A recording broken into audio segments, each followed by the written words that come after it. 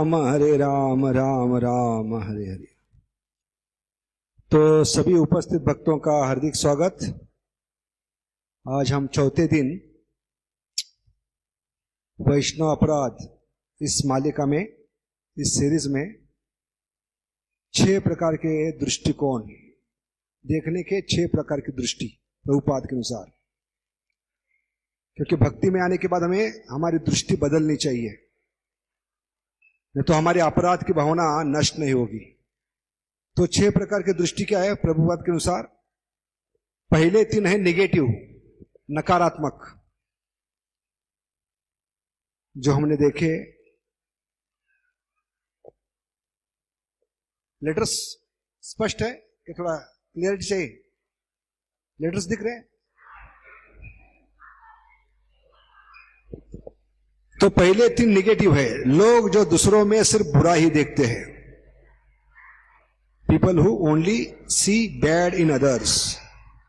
दूसरा है लोग जो दूसरों में अच्छा और बुरा दोनों देखते हैं, लेकिन बद्धता के कारण बुराई को ही चुनते हैं। तीसरा है लोग जो दूसरों में थोड़ी सी बुराई देखते हैं, लेकिन बदले की भावना के कारण, खुन्नस की भावना के कारण बढ़ा चढ़ाकर उसको बताते हैं। ये नेगेटिव थे जो हमने चर्चा किए प्रभुपाद के अनुसार, क्योंकि विजन होती है मनुष्य की 6x6। तो ये 6 विजन्स है। पहले 3 नेगेटिव है और अगले 3 पॉजिटिव। उसमें से हमने 3 नेगेटिव की चर्चा की और उसके बाद समय कम होने के कारण हम पहले 2 ही पॉजिटिव चर्चा किए थे। लोग जो दूसरों में अच्छा बुरा दोनों देखते हैं, लेकिन किसको चुनते हैं? अच्छाई को चुनते हैं। और दूसरा है 5वां, लोग जो दूसरों में सिर्फ अच्छाई देखते हैं, जो शुद्ध भक्त होते हैं, परमहंस होते हैं, उत्तम अधिकारी, जो दूसरों में कभी बुराई नहीं देख सकते। और आज हम देखेंगे 6ठा, आगे बढ़ते हुए। हरे कृष्णा, बातचीत मत कीजिए।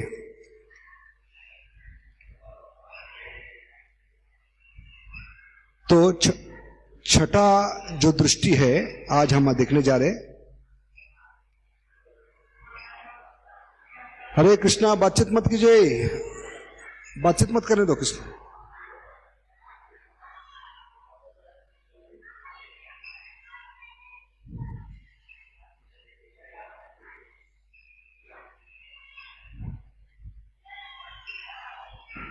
तो ये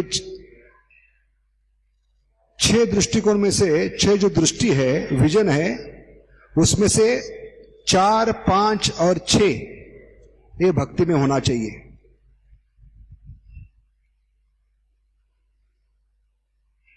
तो 6ठा आज हम चर्चा करेंगे जो बहुत ही महत्वपूर्ण है।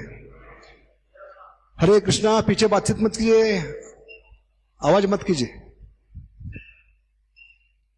तो लोगों में दूसरे लोगों में छोटा थोड़ा अच्छा देखना, लेकिन उसको बढ़ा चढ़ाकर बताना।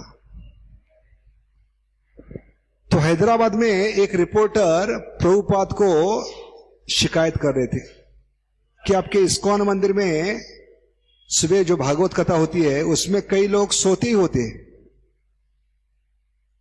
आपके शिष्य। तो आप तो लोग कहते हैं हम 6 घंटा सोते हैं, लेकिन हमसे ज्यादा आप लोग सोते हैं। 6 घंटा तो रात को सोते हैं, 2 घंटा जप में, 2 घंटा भागवत में, 10 घंटा सोते हैं आप लोग। तो प्रभुपाद ने बहुत मुंह तोड़ जवाब दिया उनको। वो कहने लगे, एक कम से कम विदेशी है, हिप्पी है, कम से कम भागवत में थोड़े समय के लिए जगे होते हैं और थोड़ा सुनकर उन्होंने अपना जीवन दिया है। तुम भारतीय होकर कभी कथा में बैठे हो, कभी कथा सुनी है, कभी जीवन देने का प्रयास किया है? इस प्रकार प्रभुपाद डांटने लगे उसको। बहुत ही सुंदर उदाहरण कि भले थोड़े समय के लिए जगे रहते हैं, लेकिन जब जगे रहते हैं तो सुनकर वो बहुत ही तीव्रता से, गंभीरता से भगवान की सेवा करते हैं। अगर वो पूरा जगे रहेंगे तो क्या कर सकते वो लोग? तो प्रभुपाद ने ये अच्छा गुण लगा और उसको मैग्नीफाई किया। भले थोड़े समय के लिए वो जगह है, लेकिन थोड़े समय के जगह होने के बाद भी पूरा जीवन दे रहे, इतना प्रचार कर रहे, इतने सारे मंदिर बना रहे हैं, इतने सारे गौशाला। आप लोग क्या कर रहे हो? जन्म से आपको राम मालूम है, कृष्ण मालूम है, रामायण महाभारत सब कुछ मालूम है, आप लोगों ने क्या किया? इस प्रकार प्रभुपाद ने ये हिप्पीज में जो पाश्चात्य देश के भक्त थे उनमें भले छोटा सा गुण था, लेकिन उसको बड़ा चढ़ाकर बताया। तो ये प्रभुपाद की दृष्टि थी जो हमें भक्ति में होनी चाहिए, क्योंकि भगवान का ये गुण है।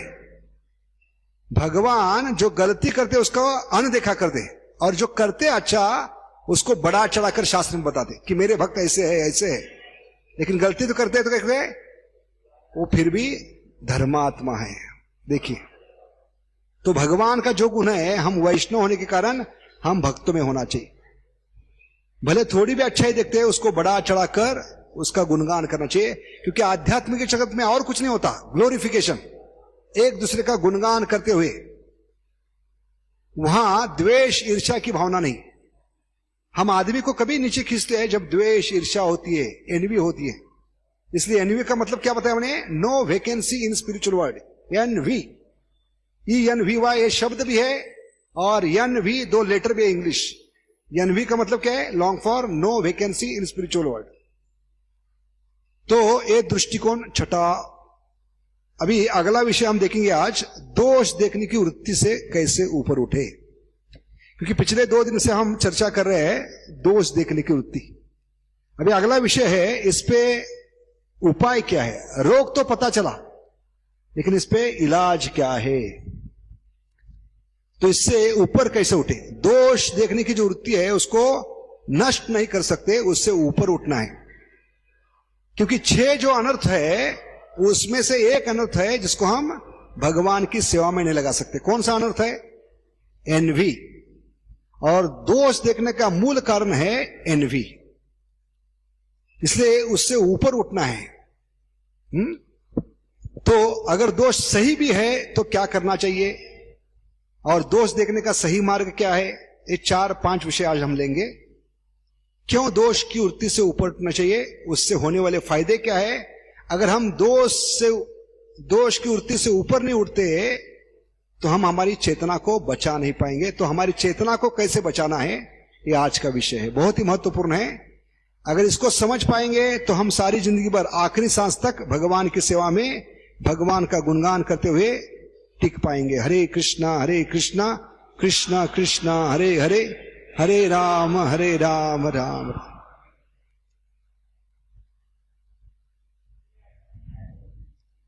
तो 6 प्रकार की दृष्टि में पहले 3 निगेटिव थे और बाकी 3 क्या थे? पॉजिटिव। तो अभी आज देखेंगे दोष देखने की वृत्ति से कैसे ऊपर उठे। तो ये पहला फॉर्मूला है। क्या फॉर्मूला है?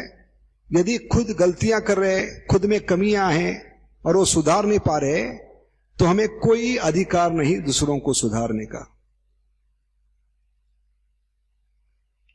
इसलिए पहले खुद को सुधारें हम।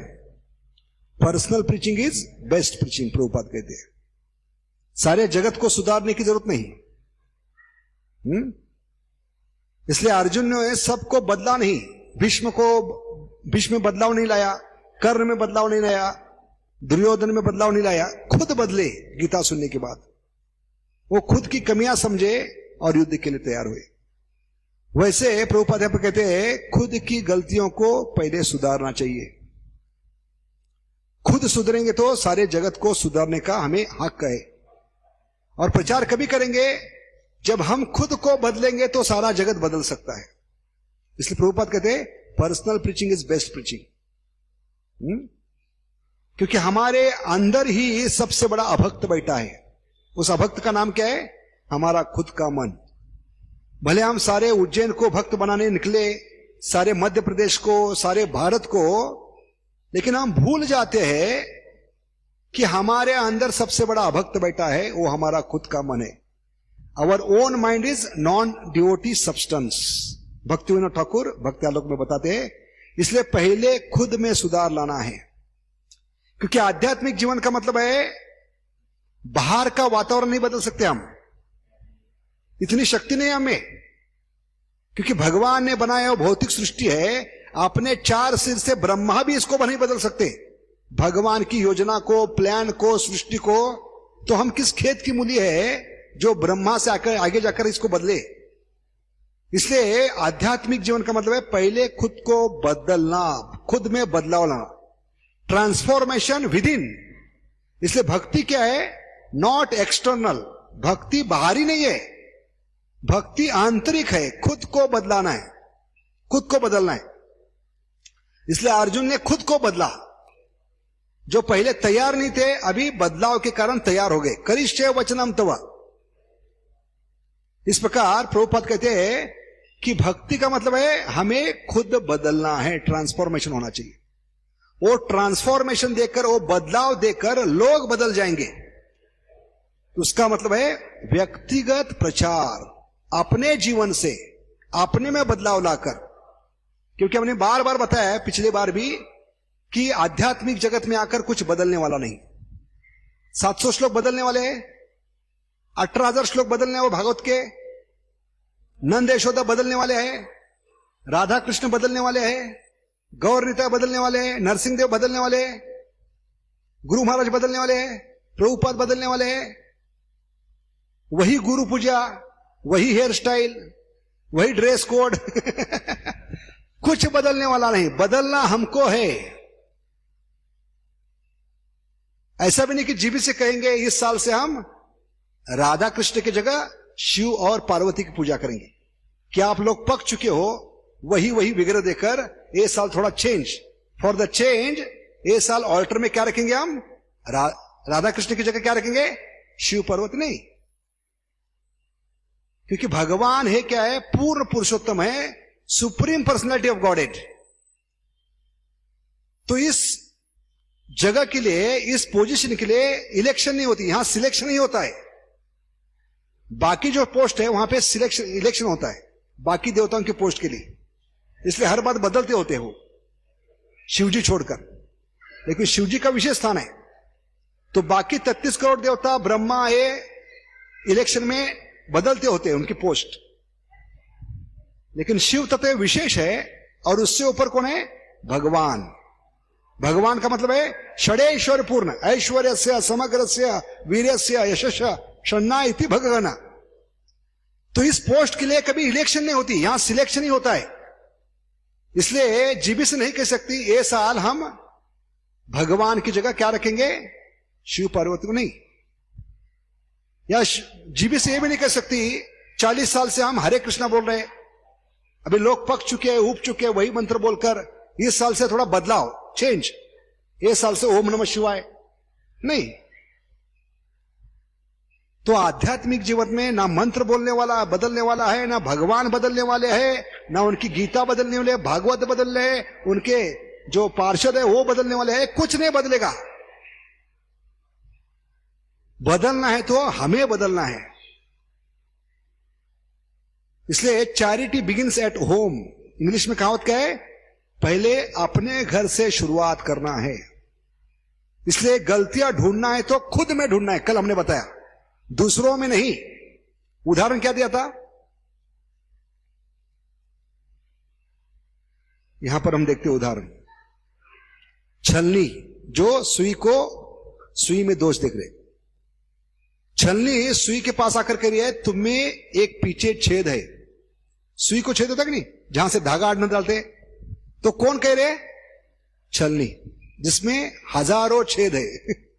ऐसे हम छलनी के समान है, और भक्त जो प्रयास कर रहे हैं उनमें अगर एक दोष है तो हमें क्या अधिकार है? पहले हमारे हजारों छेद सुधारने का प्रयास करना चाहिए,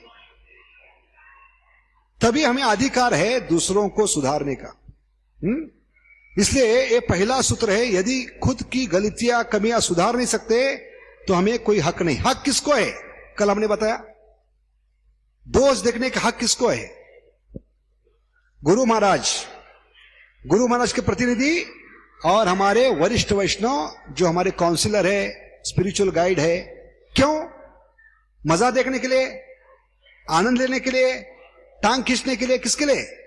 हक किसके लिए दिया है? हमें सुधारने के लिए, हमें आध्यात्मिक प्रगति में उन्नति करने के लिए। अगर वो लोग भी गलती भी देखकर मजा ले रहे हैं तो भगवान माफ नहीं करेंगे। भले गुरु है, गुरु के प्रतिनिधि है, या वरिष्ठ वैष्णव है, जो उनसे नीचे भक्त है, उनमें गलतियां देखकर उसमें चर्चा कर रहे हैं, उसमें आनंद ले रहे हैं, तो भी उस दोष के शिकार बनेंगे। क्योंकि दोष देखने के बाद आनंद उठाते हैं तो दोष हम में आते हैं। अगर उस व्यक्ति को मदद नहीं कर रहे उस दोष से ऊपर उठने का, तो क्या होती है? वो दोष हम में आ जाते हैं। जैसे ड्राइवर के बाजू में हमेशा व्यक्ति बैठा होता है, अगर वो सोता है उसको उठाएंगे नहीं तो क्या होगा? वो नींद ड्राइवर में आएगी। समझ रहे आप लोग? इसलिए ड्राइवर के बाजू में कभी सोने नहीं देते, क्योंकि वो सोएगा तो ड्राइवर सोएगा और गाड़ी में जितने भी लोग हैं हमेशा के लिए सो जाएंगे। तो ये पहला सूत्र है। दूसरा क्या है? हमें जो अपेक्षा करते हैं कि लोग मेरे साथ ऐसा बर्ताव करें, वही हम दूसरों के साथ करना चाहिए, है कि नहीं? हमें क्या लगता है? लोग मुझसे मीठा बोलना चाहिए, हमेशा दंडवत मारना चाहिए, हरि बोल बोलना चाहिए, देखते ही बिग स्माइल देना चाहिए, बिना का स्माइल। तो अपेक्षा हर कोई करता है। तो हम जैसे बर्ताव दूसरों से अपेक्षा करते हैं, वैसे हमें दूसरों से भी बर्ताव करना चाहिए। अमानी न मान देना, ये दूसरा सूत्र है। तो हम इस दोष देखने की वृत्ति से बाहर निकल सकते हैं। तो अगर दोष सही भी है तो हमने क्या बताया? सकारात्मक भावना रखिए। तो उस भक्त में, उस जीवात्मा में जो भक्ति में आया है, उसमें सबसे बड़ा एक गुण देखिए। सबसे बड़ा गुण क्या है? प्रथम गुण, भक्त में, वैष्णव में 26 गुण होते हैं। पहला गुण क्या है? कृष्ण एकम शरणम। 33 करोड़ देवताओं को त्यागने के बाद, स्वजनों को त्यागने के बाद, सभी रिश्तेदारों को त्यागने के बाद अंततः वो भगवान की शरण में आया है। अब समय की बात है सिर्फ, क्योंकि भगवान किसको कभी ऊपर उठाएंगे पता नहीं, है कि नहीं? या इस जन्म में या अगले जन्म में वो शुद्ध भक्त बनने वाला ही है। अभी आया है, उसकी जो खोज है खत्म हो चुकी है। जो भी जीवात्मा भगवान के चरण में आया है, राधा कृष्ण की शरण में आया है, क्योंकि वही हमारे माता पिता है, उसको माता पिता मिल चुके हैं, उसकी खोज खत्म हो गई है और उसको किसी जगह ढूंढने की जरूरत नहीं। अभी माता पिता उसको बहुत जल्दी अपने गोद में उठा लेने वाले हैं, समय की बात है। इसलिए एक अच्छा गुण देखिए भक्त में, कृष्ण एकम शरणम। और एक बार वो शुद्ध भक्त बन गया तो क्या हो गया? आपकी फाइल खोली जाएगी। उदाहरण क्या बताया था हमने? सुरुचि और ध्रुव महाराज। जब तक ध्रुव महाराज शुद्ध भक्त नहीं बने, सुरुचि की फाइल खोली नहीं गई। क्या क्या नुकसान हुआ सुरुचि का? उसका बेटा उत्तम यक्षों के द्वारा बुरी तरह से मारा गया, उसकी कत्ल हो गई लगभग। वो खुद दावाग्नि में जलकर मर गई और पति का भी मृत्यु हो गई। एक के बाद एक देखिए। तो इस प्रकार विपदाएं, समस्या बढ़ती जाती है जब कोई शुद्ध भक्त होता है और जिसके प्रति हमने अपराध किया है। तो भगवान कहते हैं वो फाइल लेके आओ। इस फाइल में देखते हैं भक्त बनने से पहले इसके प्रति किसने किसने अपराध किया है, सबका हिसाब किताब कर दो अभी। इसलिए हमें पता नहीं कि हमारे बाजू में कौन बैठा है कथा में। हमें लगता है आज आया है, इसको तो पहली बार देख रहा हूं मंदिर में। नहीं, उसके सामने हम शायद अंडे में होंगे। वो कई जन्मों की भक्ति कर कर भगवान ने अभी उसको अवसर दिया है मंदिर में आने का। तो इसका, उस व्यक्ति का ये आखिरी जन्म भी हो सकता है। हम दोष देखने के कारण कई जन्म तक यही सड़ते रहेंगे भौतिक जगत में। इसलिए परम पूज्य राधानाथ महाराज कहते हैं कि कथा में जब बैठते हैं तो हमें सोचना चाहिए, हमें पता नहीं कि हमारे बाजू में कौन बैठा है।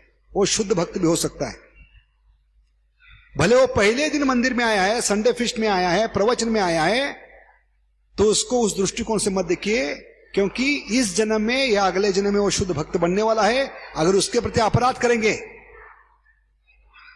कि तू तो शर्ट पैंट में है, मैं तो धोती कुर्ता में हूं, मैंने हेड शेवन किया है, तुम्हारे तो बाल है, ये दोष देखते रहेंगे तो क्या होगा? इन अपराधों की हिसाब किताब कभी होगी? वो जब शुद्ध भक्त बनेगा इस जन्म में, तो हिसाब किताब भगवान कर देंगे उसका। तो जैसे कहते हैं hate the sin not the sinner, बहुत ही महत्वपूर्ण है। आदमी से जो गलती हुई है उस गलती के प्रति तिरस्कार होना चाहिए, आदमी के प्रति नहीं। जैसे बच्चा मां के शरीर पर मल मूत्र ताकता है तो गंदगी समझकर मां उसको फेंकती नहीं, किसको फेंकती है? उसका जो क्या कहते हैं बांधा हुआ कमर में बंधा होता है, उसके क्या कहते हैं? मल मूत्र रोकने के लिए क्या होता है? डायपर। ये मूर्खता होगी कि बच्चे ने गंदगी की इसलिए मां उस बच्चे को फेंक देगी, नहीं। क्या करती है मां? किसको फेंकती है? डायपर को फेंकती है, बच्चे को नहीं फेंकती। वैसे भगवान के बच्चे हैं, थोड़ी गंदगी की तो बच्चे को नहीं फेंकना है, उसकी जो गंदगी है वो निकालकर साफ करके फेंकना है। इसलिए क्या कर रहे हैं? पापी को नहीं, उसके पाप कृत्य को तिरस्कार करना चाहिए। और गलती से पाप भी हुआ है, गलती हुई है, भगवान क्या समझते हैं उसको? क्षिप्रम भवति धर्मात्मा अपिचेत, क्या है श्लोक? अपिचेत सुदुराचारो भजन्ते अनन्य भाग, साधु रेव समन्वित्व। भगवान कहते हैं उसको मैं साधु समझता हूं, तो हम किस खेत की मूली है उसको पापी समझे, दोषी समझे। क्योंकि भगवान का नाम लेकर पापी से पापी व्यक्ति भी क्या हो सकता है? महात्मा बन सकता है। पापी तापी जत छिलो हरि नामे उद्धारी लो। और सबूत क्या है? जगाई मधाई। कितने पापी थे? 3 जन्म लिए थे पहले। जगाई मधाई कौन थे? हिरण्यकशिपु, हिरण्यक्ष, रावण, कुंभकर्ण, शिशुपाल, दंतवक्र। कोई हिसाब किताब है उनका पाप का? और इस जन्म में तो हद कर दी उन्होंने, भगवान पे वार किया। किस भगवान पर? बलराम जी, जिनके सामने आने के लिए लोग घबराते हैं, जो अपने हल से क्या करते हैं? यमुना के अनेक पात्र बनाते हैं, जो अपने हल से हस्तिनापुर को खींचते हैं, जो क्रोध आने पर क्या करते हैं? तिनका लेकर, घास का तिनका लेकर व्यासासन बैठे, रोमहर्षि सुत को व्यासासन पे ही खत्म कर देते। तो सोचिए क्या साहस होगा, कितना बड़ा पाप होगा।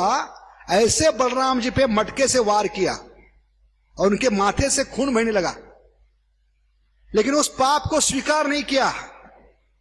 वो कहने लगे भले अपने माथे पे मारा है, मेरे सिर से खून आ रहा है, सिर्फ एक बार बोलो हरे कृष्णा कृष्णा कृष्णा हरे हरे, हरे राम राम राम हरे हरे। और जब ऐसे जगाए मदाए को सुदर्शन चक्र से मारने वाले थे कौन?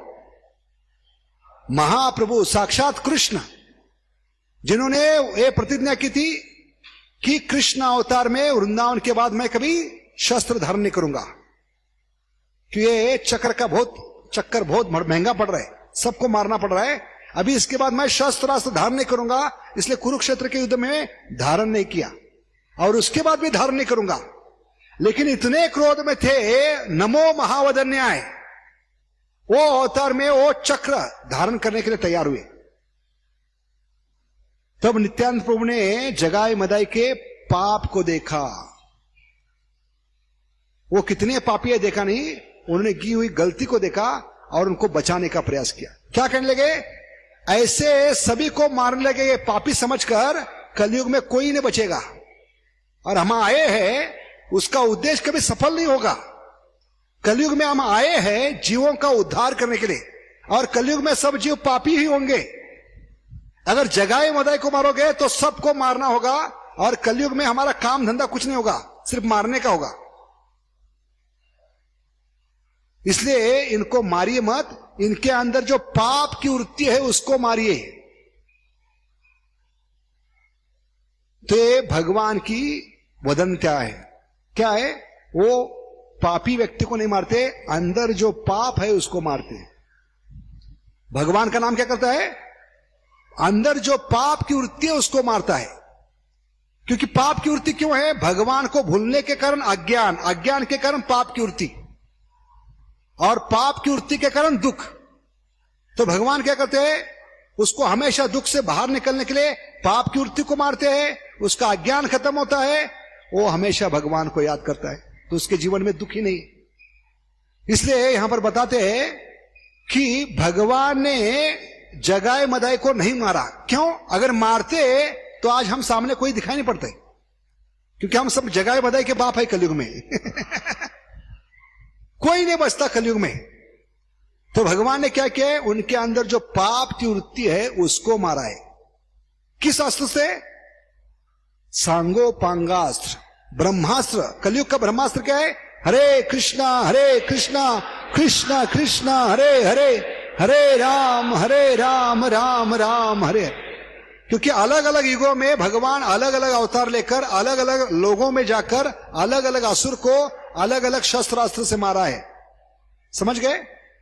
अलग अलग अवतार अलग अलग असुरों को अलग अलग लोगों में अलग अलग जगह जाकर अलग अलग शस्त्र से अस्त्र से मारा है। कोई उदाहरण बताएगा?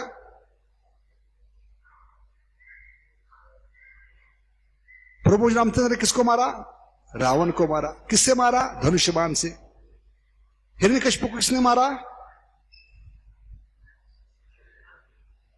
किसने मारा? नरसिंह ने। कैसे मारा? नाखून से। हिरण्याक्ष किसने मारा?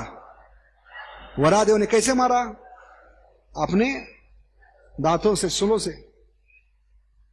हाँ, तो भगवान ने शिशुपाल को कैसे मारा?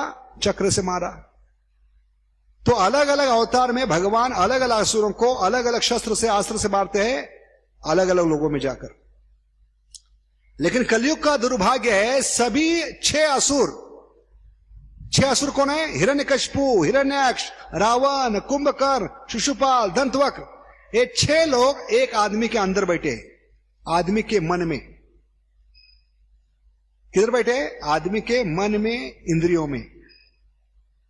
काम, क्रोध, लोभ, मद, मोह, मत्सर्य। और इस कारण आदमी पाप करता है। पाप की वृत्ति यहां से जन्म लेती है। तो भगवान उस व्यक्ति को नहीं मारते, उसके अंदर जो मन में, इंद्रियों में ये पाप वृत्ति बैठी है उसको मारते हैं।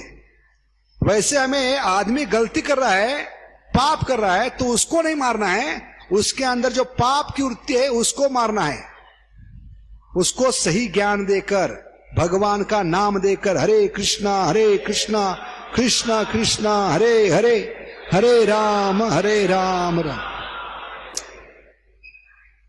तो हमें क्या बनना है? मक्खी नहीं बनना है, मधुमक्खी। क्योंकि मक्खी गंदगी ढूंढती होती है। भले फूलों का बगीचा है, उसमें क्या ढूंढेगी? वो विष्ठा कहां पड़ी है, और उसका रसपान करेगी। कभी देखा है, अपने अनुभव किया है? शरीर पे मक्खी बैठती नहीं, लेकिन मक्खी बैठती है, कभी बैठती है? जब शरीर में ऊंड को क्या कहते हैं? जख्म होती है। और उस जख्म को जितना चाहे उस मक्खी को कितना भी प्रयास करो, क्या करती है मक्खी? बार बार आकर बैठती है, कितना भी प्रयास करो। क्योंकि उस जख्म में उसको क्या मिल रहा है? जूस मिल रहा है। जो पस है वो उसके लिए जूस है कि नहीं? इसलिए हम कितना भी मक्खी को भगाने का प्रयास करेंगे, वो जानबूझकर उस पर आकर बैठे। ऐसे कई भक्त जानबूझकर हमारी जख्म पे हाथ रखने का प्रयास करते हैं, उसमें से जूस निकालने का प्रयास करते हैं। तो ये मक्खी के समान है, लेकिन हमें क्या होना चाहिए? मधुमक्खी होनी चाहिए। मधुमक्खी क्या होती है? उसकी विशेषता क्या है? भले विष्टा की जगह है, इतनी गंदी जगह है, उस विष्टा के कारण सुंदर सुंदर फूलों के पौधे उत्पन्न हुए हैं। उस पौधों में सुंदर गुलाब है, अलग अलग प्रकार के फूल है, हर एक फूल से वो क्या निकालती है? मधु। ऐसे भगवान की इस भक्त समाज में हर एक भक्त एक फूल के समान है। फूल के लिए है गुलशन गुलशन तो भगवान के ये सब फूल है। भगवान ने हर एक फूल में एक नया मधु का क्या दिया है? मधु का रस दिया है। हर एक भक्त में एक नया, एक विशेष गुण होता है, वो विशेष मधु के समान है। ऐसे हर एक भक्त के पास जाकर इस मधु को चूसना है। किसी को गाने की कला है, वो सीखो। किसी को कुकिंग की, भोग बनाने की अच्छी कला है, उनसे वो सीखो। किसी को मृदंग आता है, उनसे वो सीखो। किसी को प्रवचन देना आता है, उनसे अच्छे प्रवचन कैसे देना है। तो हर एक भक्त में कुछ ना कुछ अच्छा गुण है, इसलिए वो भगवान के चरणों में आया है। यहां तक हमने कल बताया कि फूटा हुआ मटका भी भगवान की सेवा में लगाता है। क्या उदाहरण था कल हमने बताया? फूटा हुआ मटका जिसको छेद था, उस कुंभार ने उस मटके को कैसे सेवा में लगाया? जबकि वो मटका कह रहा था मुझे फेंक दो, इतने सालों से मुझे क्यों बना के रखा है, आपने क्यों रखा है? मुझमें तो छेद है, मुझसे आपको क्या लाभ होगा? लेकिन कुंभार ने उस मटके को फोड़ा नहीं, फेंका नहीं, क्या किया? उसको भगवान की सेवा में लगाया। कैसे लगाया? वो 2 मटके लेकर, जो उनको छेद थे कंधे पे 2 मटके, एक लकड़ी को बांधकर आगे पीछे, बीच में कंधे में ये लकड़ी रखकर वो पानी भरने के लिए सामने नदी पे गए, जो 1 किलोमीटर पर था। जाते समय वो अनेक प्रकार के फूलों के बीज लेकर गए और दोनों साइड में वो क्या किए? फेंकते गए। और आते समय वो मटके भरकर बीच में दोनों साइड में मटके जो पानी से भरे थे लेकिन उसमें छेद था, वो लेकर घर लौटने लगे। और छोटा छेद था इसलिए पानी टपक रहा था दोनों साइड में, लेफ्ट में राइट में, जिस दोनों साइड में बीज डाले थे उसने जाते समय। ऐसे रोज करने के कारण क्या हुआ? उस बीज पर निरंतर पानी गिरता गया और 4-5 महीने के बाद सुंदर सुंदर फूलों के पौधे उत्पन्न हुए दोनों साइड में रास्ते के। और थोड़े समय के बाद उस पौधों को अच्छे फूल, सुगंधित फूल निर्माण हुए, उत्पन्न हुए। उस फूलों को किसकी सेवा में लगाया? भगवान। अंततः सेवा किसने की? उस फूटे हुए मटके ने। ऐसे गुरु महाराज उस कुंभार के समान है। शुद्ध भक्त ऐसे उस कुंभार के समान है, वो फूटे हुए मटकों को भी सेवा में लगाते। हम सब कलयुग के फूटे हुए मटके हैं। हर एक में छेद है, हर एक में त्रुटियां है, कमियां हैं, लेकिन हम इनके हवाले कर देंगे अपने आप को तो हमें भी सेवा में लगा सकते। इसलिए हमें क्या करना है? अच्छा गुण देखना है। भले वो व्यक्ति कितना भी उसमें दुर्गुण है, उसका अच्छा गुण देखकर हमें क्या करना है उनको। जैसे प्रभुपाद ने, हिप्पी कितने गए गुजरे थे, 24 घंटा दारू पीते थे, नशापान करते थे, वेश्याओं का संग करते थे, मांसाहार करते थे, लेकिन ऐसे लोगों ने प्रभुपाद ने भी सेवा में लगाया, उनकी सुनने की इच्छा देखकर, उनकी सेवा भाव देखकर। इसलिए भक्त को बनना चाहिए मधुमक्खी के समान। जय नरसिंह देव भगवान की, प्रहलाद महाराज की, निताय गौरचंद्र की जय, श्री राधा मदन मोहन जी की जय, ललिता विशाखा देवी की, कृष्ण बलराम जी की जय। तो ये हमेशा हमेशा हमारे दिमाग में फिट करना चाहिए, याद रखना चाहिए, भौतिक जगत अपूर्ण है, हर एक कार्य में त्रुटि है। हाँ? हर एक भौतिक कार्य अपूर्णता से भरा है, क्योंकि एक कार्य करने वाले मनुष्य ही उनमें 4 त्रुटि होती है। मनुष्य में 4 त्रुटि क्या होती है? अपूर्ण इंद्रिया, अपूर्ण इंद्रिय के कारण हम भ्रमित होते हैं, भ्रमित होने के कारण हम गलतियां करते हैं, वो गलतियां छुपाने के लिए हम दूसरों को ठगते हैं। ये 4 कनेक्शन है चारों में। अपूर्ण इंद्रिया, उसके कारण भ्रमित रहना, भ्रमित रहने के कारण गलती करना, गलतियों को छुपाने के लिए दूसरों को ठगना। इसलिए तीसरे अध्याय में भगवान कहते हैं भौतिक जगत में हर एक कार्य आच्छादित है अपूर्णता से, कोई कार्य पूर्ण नहीं है। जैसे आप कह सकते हैं बरसात का मौसम है, हमने घर बनाया लेकिन सिर्फ छत बाकी है, 90% घर हो गया नहीं, क्योंकि बरसात में वो पानी अंदर सब आएगा और जो बना हुआ घर भी टूट जाएगा। इसलिए भौतिक जगत में हर एक कार्य अपूर्ण है। इसलिए भगवान कहते हैं नेहा विक्रमनाशोस्ति प्रत्यवायो न विद्यते। भक्ति में थोड़ा भी कार्य क्या करता है, उसका फल मिलता है, लेकिन भौतिक जगत में जो कार्य करता है उसका फल अगले जन्म में नहीं मिल सकता। जैसे इस जन्म में आप पीएचडी है, अगले जन्म में फिर से मध्य प्रदेश में जन्म हुआ तो मध्य प्रदेश यूनिवर्सिटी में जाकर नहीं कह सकते पिछले जन्म में पीएचडी था, आगे बढ़ना है। उस यूनिवर्सिटी के चांसलर क्या कहेंगे, बेटा अभी एबीसीडी पढ़ना शुरू करो। इस जन्म में आप करोड़पति है और फिर से इसी गांव में आपका जन्म हुआ तो बैंक में जाकर नहीं कह सकते पिछले जन्म में करोड़पति था, मुझे अकाउंट फिर से ऑपरेट करना है। वो कहते पैसा कमाना शुरू करो अभी। तो भौतिक जगत में हर एक कार्य अपूर्ण है, इसलिए अपेक्षा मत करो, गलतियां होगी, त्रुटियां होगी। इसलिए 8वें स्कंद में शुक्राचार्य भी कहते हैं कि यज्ञ में भी त्रुटि होगी कलयुग में। मंत्रस तंत्रस छिद्रम, छिद्र का मतलब क्या है, त्रुटि, कमी। किसमें त्रुटि होगी, मंत्र में, तंत्र में। मंत्रस तंत्रस छिद्रम देश काल वस्तुता, टाइम प्लेस सर्कमस्टेंस में कमी होगी। देश काल वस्तु यानी सामग्री में कमी होगी, जगह में कमी होगी, काल में कमी होगी, और कोई यज्ञ पूरा नहीं होगा। ब्राह्मण नहीं होंगे कलयुग में, शुद्ध ब्राह्मण, उच्चारण नहीं होगा।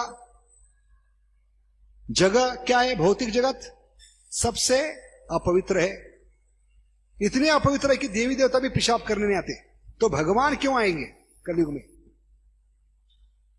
तो अपवित्र जगह। समय क्या है, सबसे अमंगल, कलयुग ने सबसे अमंगल।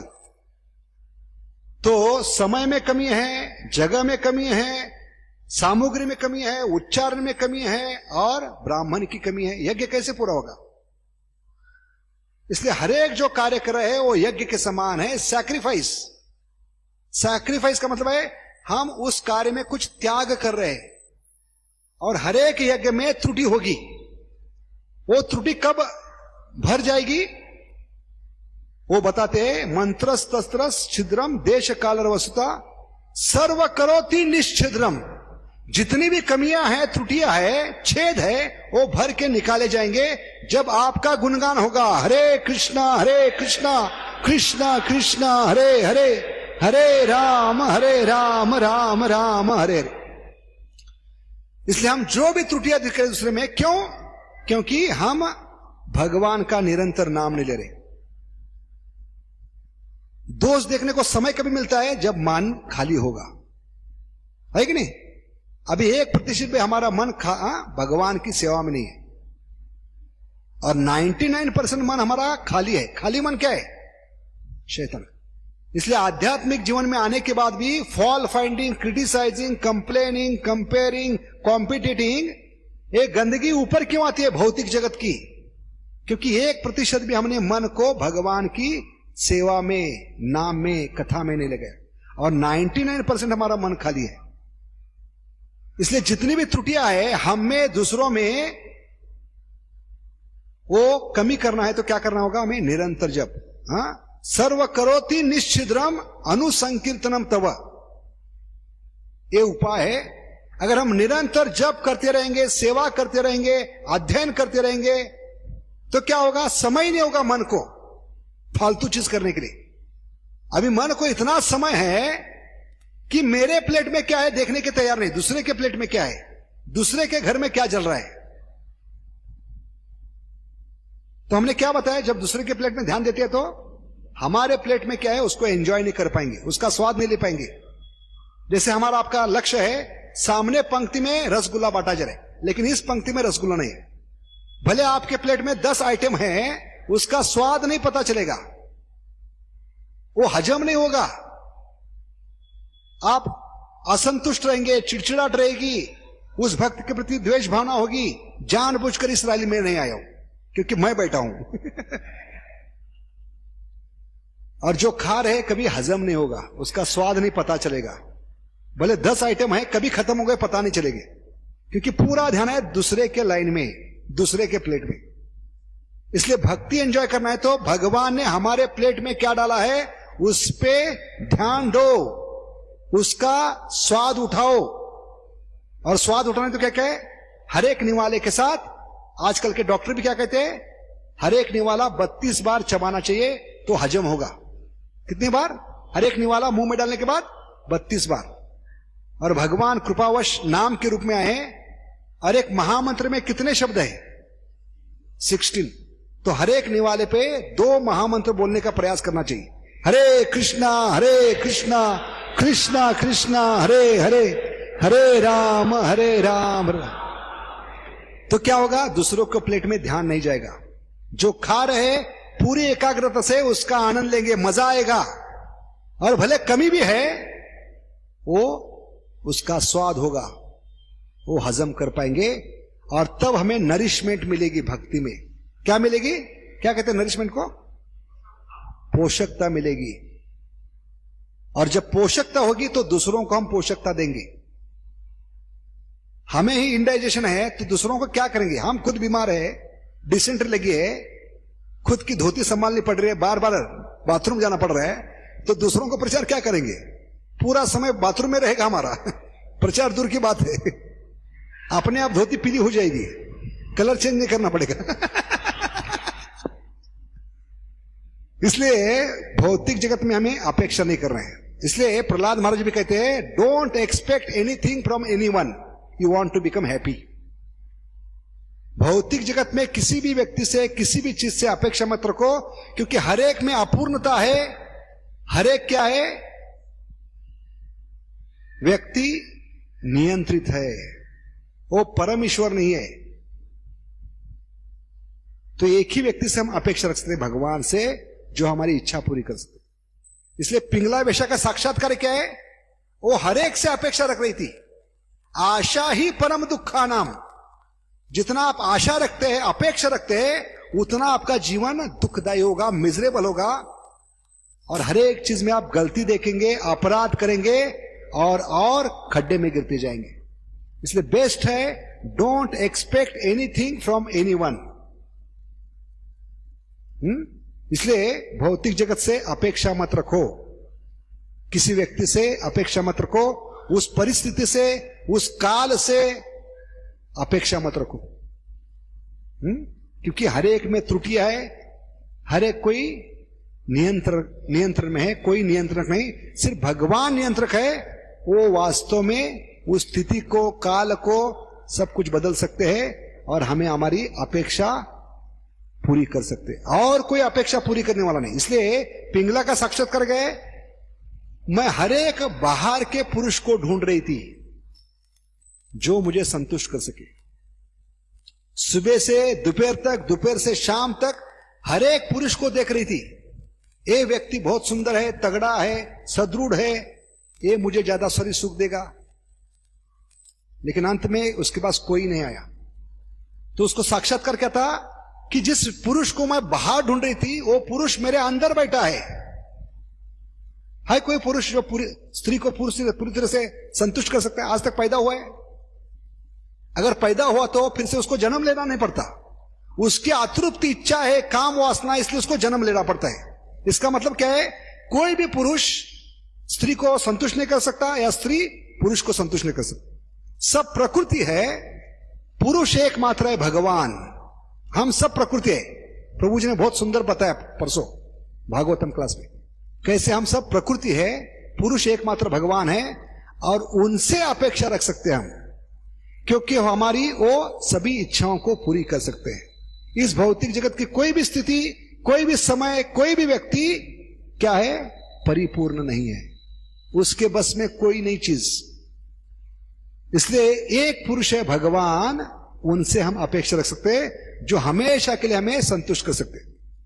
क्योंकि 84 लाख योनि में हमने प्रयास किया है हमारे शरीर में जो 9 छेद है उनको संतुष्ट करने का। जीवन में प्रयास क्या होता है? ये 9 छेदों को संतुष्ट करना, विशेष करके मनुष्य जीवन में। क्योंकि मनुष्य के जीवन क्या है? इस शरीर को क्या कहते हैं? 9 द्वारपुरी, सिटी ऑफ 9 गेट्स। तो जितने भी प्रयास कर रहे हैं, कष्ट कर रहे हैं, पैसा कमा रहे हैं, उद्देश्य क्या है? 9 छेद संतुष्ट हो। लेकिन 84 लाख में यूनि में हम बुरी तरह से असफल हुए, कभी सभी छेदों को संतुष्ट नहीं कर पाए।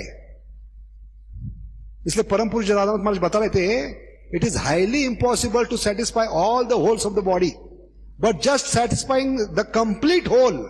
कंप्लीट होल कौन है? भगवान कृष्ण।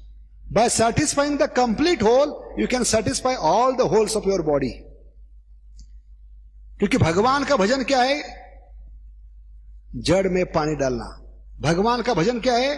पेट में खाना डालना। हाँ, श्लोक क्या है? यथा तरोर मूल निषेचन भुजोपशाखा। इसलिए हमें भौतिक जगत से अपेक्षा नहीं रखनी चाहिए, उतना दुख मिलेगा। तो एक चीज भी हमने बताई थी, दोष देखना है तो क्या करना है? भरी सभा में नहीं, उसको नंगा नहीं करना है। आदरपूर्वक इस व्यक्तिगत स्तर पे उसको रूम में बुलाकर, प्रभु जी ये आप गलत करें, और गलती बताने से पहले, दोष बताने से पहले आधा घंटा 1 घंटा उसका गुणगान करो। क्यों? डायरेक्ट दोष बताएंगे तो क्या होगा? उसके कान बंद हो जाएंगे, जो सुनाना है कभी वो सुनेगा नहीं। तो आदमी के कान खुलने हैं तो पहले आप कितने अच्छे हो, आपने 20 साल इतनी बढ़िया सेवा की है, इतना अच्छा कुकिंग किया है, इतने भक्त बनाए हैं। तो प्रभु जी हमारा एक निवेदन है, एक आपके प्रति शिकायत है, शायद वो सच है कि गलत है मालूम नहीं, लेकिन थोड़ा ध्यान रखिए।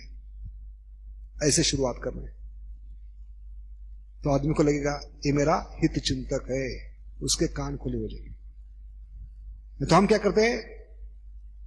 संडे फिस्ट में 1000 लोग आए हैं, ए प्रभु जी ने आज ये गलती की है, इनको सजा मिलनी चाहिए। तो क्या होगा? सबके सामने नंगा कर दिया। तो आदमी को लगता है ये लोग 20 साल की मेरी सेवा नहीं देखे, घर बार छोड़कर, परिवार को छोड़कर मैं यहां पर आया और एक छोटी सी गलती को बढ़ा चढ़ाकर सबके सामने मुझे नंगा कर दिया। और इस कारण इस्कॉन ने सबसे ज्यादा अनमोल हीरे खोए हैं। प्रभुपाद के 10,000 शिष्य थे, कहां गए वो लोग? इसका कारण एक ही है, भरी सभा में हमने सबको नंगा कर दिया है और हम अभी अकेले हैं, हमें मार्गदर्शक कोई नहीं है। बहुत कम चुने गिने प्रभुपाद के शिष्य हैं जो अभी हमें मार्गदर्शन कर सकते हैं। तो हमने अपने पैरों पे कुल्हाड़ी मार दी है ऐसे महान भक्तों को सबके सामने नंगा करके। क्यों गए सब लोग? अगर प्रेम होता एक दूसरे में तो ये लोग नहीं जाते। जिन्होंने पूरा जीवन दिया था प्रभुपाद को, लेकिन प्रभुपाद जाने के बाद वो बहुत ही मानसिक स्थिति उनकी ठीक नहीं थी। उस मानसिक स्थिति में कई लोगों ने गलती की, तो उस गलती को बढ़ा चढ़ाकर हमने उनको पूरा समाज में नंगा कर दिया और हमेशा के लिए ऐसे महान भक्तों को हमने खो दिया है। और इसलिए हम अभी क्या हुए? लावारिस हो गए इस्कॉन में। कई सन्यासियों को, कई प्रभु डिसाइपल को हमने खो दिया है। तो ये गलतियां हमें दोहराना नहीं चाहिए। अगर आने वाली पीढ़ियों को हमें संभाल के रखना है, इस्कॉन को आगे बढ़ाना है, महाप्रभु की वाणी को सच करना है अगले 10,000 साल तक। एक क्या होगा? प्रभुपाद की वाणी क्या थी? एक किताबें लॉ बुक्स होगी, लेकिन लॉ बुक्स पढ़ने के लिए, वितरण करने के लिए भक्त होने चाहिए। ऐसे नंगे करते रहेंगे तो कहां से लोग लाएंगे हम? इसलिए महाप्रभु की टेक्निक क्या है? केशव काश्मीर को कैसे सुधारा?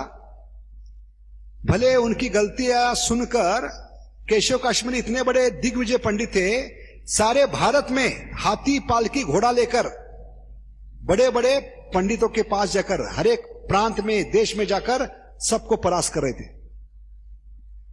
कोई उनके सामने वाद विवाद में टिक नहीं पा रहा था। अंत में वो नवद्वीप में आए। तो जितने भी नवद्वीप के महान महान पंडित थे, चतुर्वेदी और कौन थे? त्रिवेदी, भट्टाचार्य और कौन, मिश्रा, अलग अलग प्रकार के पंडित छुप गए, क्योंकि इसने हमको परास्त किया तो हमारा रोटी बंद होगा, कौन हमारे पास आएगा। इसलिए उन्होंने दिमाग लगाया। क्या दिमाग लगाया? निमाय पंडित को आगे करते हैं। अगर हार गए तो कह सकते हैं बच्चे को हरा दिया, उसमें बड़ी की बात है। और जीत गए तो कह सकते हैं बच्चे को नहीं हरा सकते और हमसे क्या बात करोगे तुम। बहुत दिमागदार लोग थे वो। तो निमाय पंडित को आगे कर दिया। और निमाय पंडित जो गंगा के किनारे अपने बच्चों को पढ़ा रहे थे, इतने कम उम्र में बच्चों को पढ़ा रहे थे, खुद की पाठशाला थी। और वहां आकर केशव काश्मीरी उनका तेज देखकर समझ गए विशेष बालक है। और जब उनको पता चला उनके विद्यार्थियों के द्वारा यही निमाय पंडित है जिनके बारे में सुना है, तो कहने लगे आप मुझसे आपसे वाद विवाद करना है, मैंने आपके बारे में बहुत सुना है, सबसे बड़े पंडित हो बंगाल के। तो मैं तो छोटा बालक है, थोड़ा न्याय पढ़ता हूं, रोजी रोटी कमा रहा हूं, लेकिन आप तो इतने बड़े पंडित हो। उसका गुणगान किया और कहने लगे क्योंकि आप बड़े हो, पहले आप सुनाओ। तो इतना उसको अच्छा लगा, उसने तुरंत ऑन द स्पॉट उसी जगह पे नोटबुक नहीं खोला, नोटबुक क्या मैकबुक प्रो नहीं खोला। श्लोक जगह पे बनाए, 100 श्लोक। जो श्लोक मुझे पढ़ने के लिए 20 साल में तकलीफ होती है किताब में लिखे हुए श्लोक पढ़ने के लिए, इतने बड़े वो पंडित थे दिग्विजय पंडित केशव काश्मीरी, जगह पे उन्होंने 100 श्लोक बनाए गीता के ऊपर, इसके पर गंगा के ऊपर। गंगा का जो स्पीड होता है उससे कई स्पीड से उन्होंने अपने मुख से ये श्लोक बोलना शुरू किया, गंगा के ओक के समान। और इतने स्पीड से बोल रहे थे कि बाकी लोग समझ नहीं पा रहे थे क्या श्लोक है। लेकिन निमाय पंडित कौन है? साक्षात भगवान है। सारे वेद उनसे आते हैं, सारे वेदों के मूल हो है। और वो ध्यान पूर्वक सुन रहे थे 100 श्लोक। और उनको बहुत खुशी हुई कि इस व्यक्ति ने जगह पे 100 श्लोक गंगा माता के ऊपर लिखे। तो कहने बहुत बढ़िया, अभी ये श्लोक जो बोले हैं इस 100 श्लोकों में हम चर्चा करेंगे, इसमें कुछ कमियां हैं, त्रुटियां, उस पर चर्चा करें। तो भड़क गए, मेरे श्लोकों में गलती कैसी हो सकती है? सबसे पहले बताओ 100 श्लोक आपने सुने क्या? इस स्पीड से मैंने बोला और आप उसमें गलती ढूंढ कैसे सकते हो? तो निमाय पंडित के लिए 2-3 जगह गलती है। तो गलतियां जब बताई तो बच्चे हंसने लगे कि निमाय पंडित ने इसको हरा दिया। तो उसकी और बेइज्जती करने के लिए उन्होंने बच्चों को 7 महीने रखा, क्योंकि उसकी बेइज्जती होगी तो हमेशा के लिए वो चला जाएगा, भक्ति में कभी नहीं आएगा। महाप्रभु की मिशन क्या है? नम्रता से उससे जीतना। महाप्रभु का शस्त्र क्या है? नम्रता से। कितना भी बड़ा पंडित है, विद्वान है, उसको गुणगान करना। आप इतने बड़े पंडित हो, इतना आपने पढ़ा है, इतना अच्छा करते हो, इतने सारे बुक लिखे, लेकिन आप अंत में कहना है मूर्ख हो, भगवान की भक्ति नहीं कर रहे हो। ये महाप्रभु का शस्त्र था। तो महाप्रभु ने क्या किया? नम्रता से उनको, बच्चों को भेज दिया और अकेले में उनको जो भी गलतियां है उसका विस्तार स्पष्टीकरण किया। तो वो पंडित सोचने लगे कि आज सरस्वती मां ने मुझे धोखा दिया है, मेरे जीवा से गलती कैसी हो गई। तो महाप्रभु कहने लगे और वाद विवाद करना है तो कल आइए, कल हम मिलते हैं, आज बहुत थके हो, आप आराम कीजिए। और रात को इस केशव काश्मीरी के सपने में कौन आई? माता सरस्वती। और माता सरस्वती ने खुद होकर बताया आपका परम भाग्य है, आज मेरे जो स्वामी है उन्होंने आपको परास्त किया है। तो वो समझ गए ये साधारण बालक नहीं, साक्षात भगवान है। तो महाप्रभु की टेक्निक क्या थी? अगर सबके सामने जलील करते, उसको परास्त करते, तो केशव काश्मीर कभी भक्त नहीं बनता। लेकिन हम आजकल के नए मूल्य क्या करते हैं? सबके सामने कैसे जलील करें और खुद की बड़ाई कैसे करें कि मैं कितना बड़ा भक्त हूं। बड़े बड़े श्लोक मारकर नए लोगों को परास्त करने का प्रयास करते। ऐसे लोग फिर कभी भक्ति में नहीं आएंगे। हमारा उद्देश्य है लोगों को परास्त नहीं करना है, उनको भक्त बनाना है। उनको बनाए रखना है भक्ति में, क्योंकि उनके कारण कई लोग भक्ति में आ सकते हैं। इसलिए हमें दोष देखकर लोगों को भक्ति से भगाना नहीं है, उनके दोषों को स्वीकार करके, जैसे कुंभार ने मटके को सेवा में लगाया, ऐसे कलयुग के फूटे मटकों को सेवा में लगाना है। भले दोष भी है तो ये करना है हमें। तो दोष देखने का सही मार्ग क्या है, यहां हम देखने जा रहे हैं, आनंद उठाने के लिए नहीं।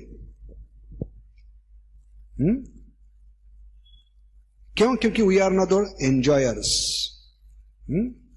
तो आनंद उठाने के लिए हमें दूसरों को दोष दिखना नहीं चाहिए। दूसरा, सही व्यक्ति को बताना चाहिए, उसको वर्ल्ड न्यूज नहीं बनाना है, बीबीसी न्यूज नहीं बना रहे,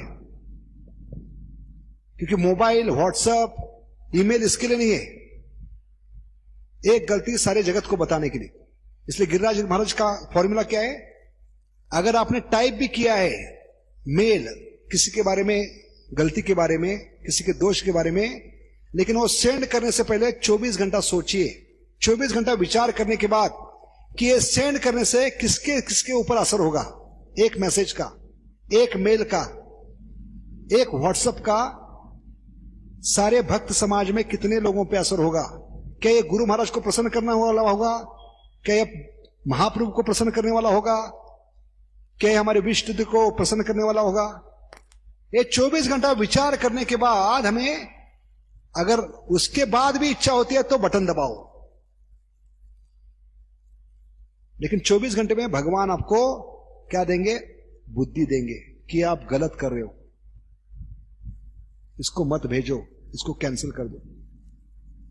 लेकिन हमें इतनी एक्सट्रीस होती है, इतने भाव भर होते हैं एक गलती देखने के बाद कि वो हम समा नहीं पाते हैं, तुरंत 10 लोगों को मैसेज करते, और ये 10 लोग चुपचाप नहीं बैठेंगे, क्योंकि इतना ताजा खबर है अभी तक किसको पहुंची नहीं, तो उसका श्रेष्ठ मुझे मिलना चाहिए कि मैंने पहले सुना प्रभु जी का पतन हो गया, प्रभु जी का ये लफड़ा हो गया, स्कैंडल हो गया। कौन है वो? मैं हूं, सबकी खबर रखता हूं मैं। तो उसमें भी अहंकार है कि मैंने पहले सुना, मैंने 10 लोगों को बताया, तो कितना श्रेष्ठ हूं मैं टांग खींचने में। हा? तो ये नहीं करना है। 3 सही व्यक्ति कौन है? या तो उसके सबसे निकट मित्र जो उसको सुन पाएंगे, उसके इक्वल जो उसका सुन पाएंगे, क्योंकि हर एक व्यक्ति भक्ति में एक व्यक्ति से अपना हृदय खोलता है। मत चित्ता मत गता, ने हर एक भक्त को कोई ना कोई ऐसा व्यक्ति होना चाहिए जिसके पास हम दिल खोलकर बात करें, और ये बात वो व्यक्ति दूसरों को नहीं बताए, तभी ये रस कहलाता है। रस का मतलब क्या है? जब वो 2 व्यक्तियों में रहता है तब उसको रस कहते हैं, तीसरा आदमी जानता है तो वो रस नहीं है। इसलिए ऐसे व्यक्ति से हमें नाता होना चाहिए भक्ति में। हमारे जीवन में कुछ भी गड़बड़ होती है, कमी होती है, उस आदमी को बताने का। तो ऐसे व्यक्ति को जाकर बताना है कि प्रभु जी की यह समस्या चल रही है, आप दोनों का अच्छा बनता है, एक दूसरे को दिल खोलकर बात करते हैं, आप प्रभु जी को समझाने का प्रयास कीजिए। क्योंकि मैं जूनियर हूं, मैं उसके बराबर नहीं हूं, तो आप उसको बचाने के लिए इतना प्रयास कीजिए। या उसके स्पिरिचुअल काउंसिलर, स्पिरिचुअल गाइड, वो गुरु महाराज के प्रतिनिधि हो सकते हैं, और तीसरी व्यक्ति है गुरु महाराज। हाँ, नहीं तो हम क्या करते हैं, ये 3 चीजों को व्यक्ति को छोड़कर सारे जगत को बताते हैं, और अंत में उनको पता चलता है जब उसने सैफरन बदला है, घर चला गया है, उसके बाद सबको पता चलता है अथॉरिटी को कि इसकी कमी क्या थी। तो उसको बचाना है तो पहले 3 लोगों को बताइए, ताकि उसको हम बचा सकते हैं। उसकी कमियों को स्वीकार करके, उसको अलग सेवा देकर, अलग जगह रखकर, फिर से उसको भक्ति मिला सकते हैं। समझ गए आप लोग? तो सही व्यक्ति को सही समय पर बताना यह आवश्यक है। तो उसकी सहायता कीजिए। नहीं तो हम क्या बताए कल, कौन से समाज में नहीं, हम कौओं के समाज में नहीं। कौओं को जब मनुष्य स्पर्श करता है, जब कभी कभी कौवे शौक लगकर जमीन पे गिरते हैं, तो आदमी क्या करता है, उसको बचाने के लिए उठाकर रास्ते से साइड में रखता है, उसको पानी पिलाने का प्रयास करता है। अरे सब बाकी कौवे जब देखते हैं उनको तुरंत पता चलता है कि मनुष्य ने इसको स्पर्श किया है, तो उस कौवे को अपने समाज में नहीं रखते। क्या करते हैं, सब कौवे आकर उसको नोचना शुरू करते और उसकी मृत्यु फास्ट फॉरवर्ड करते। ऐसे माया ने स्पर्श किया है इसको इसमें दोष है, इसने गड़बड़ी की है, तो इसको अभी मंदिर में रखना नहीं, भक्त समाज में रखना नहीं, इसको चोच चोच मारकर खत्म करना है। एक कौवे के समान नहीं करना है, क्योंकि हम कौवों के समाज में नहीं है, हम वैष्णव के समाज में हैं। उसको ऊपर उठाना है, क्योंकि अवर्स इज नॉट, क्या कहते Prabhupada, ours is pushing movement, एक दूसरे को ऊपर उठाने की ये मूवमेंट है। भौतिक जगत में क्या होता है, एक दूसरे को नीचे खींचना, खेकड़े के समान एक दूसरे की टांग खींचना। तो ये तो कई जन्मों से करते आ रहे हैं, अभी इस्कॉन में आए तो टांग खींचने के लिए नहीं, एक दूसरे को ऊपर उठाने के लिए। और क्या फायदा है, एक दूसरे को ऊपर उठाते तो क्या फायदा बताया हमने, उस भक्त को ऊपर उठाते उठाते वो भगवत धाम पहुंचेगा, तब तक उठाते रहेंगे, और वो जब भगवत धाम जाएगा तो उसको उठाते उठाते हम भी भगवत धाम पहुंचेंगे, कभी पता नहीं चलेगा। ये फायदा है, समझ रहे आप लोग, कि भक्त को उठाते उठाते वो जब तक भगवत धाम नहीं जाएगा तब तक उठाते रहेंगे। और फायदा क्या है, वो भगवत धाम पहुंच गए का मतलब है उसके नीचे हम भी है, वो हाथ उठाकर हमको उठाएगा, या भगवान को कहेगा इस व्यक्ति ने मुझे ऊपर उठाया, आप उसको ऊपर उठाओ। तो ये फायदा है। इसलिए सहायता कीजिए, उसमें आनंद मत लीजिए, तो भगवान आपको भी मजा चकाएंगे। किसी भक्त के पतन में, गलती में आपने आनंद लिया है, तो भगवान नेक्स्ट विक्टिम आपको बनाएंगे। अगला बकरा कौन होंगे, आप होंगे। और भगवान देखेंगे बेटा बहुत मजा आ रहा था, अभी चखो वो किस स्थिति से गुजर रहा था, उसकी मानसिक स्थिति क्या थी, इसका अनुभव करो। और जो भी करना है आदर पूर्वक, जैसे महाप्रभु ने आदर पूर्वक केशव कश्मीर को उसकी गलतियों को समझाया,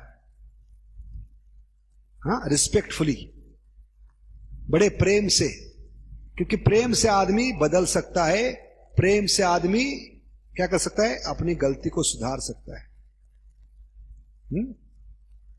क्योंकि हर एक जीवात्मा प्रेम का भूखा है, उसको प्रेम दोगे तो आदमी बदल भी सकता है, अपने गलती को स्वीकार कर सकता है, और जब आदमी ने गलती को स्वीकार किया है तो गलती से बाहर भी आ सकता है। इसलिए प्रेम की आवश्यकता है, आदर पूर्वक कीजिए जो भी करना है।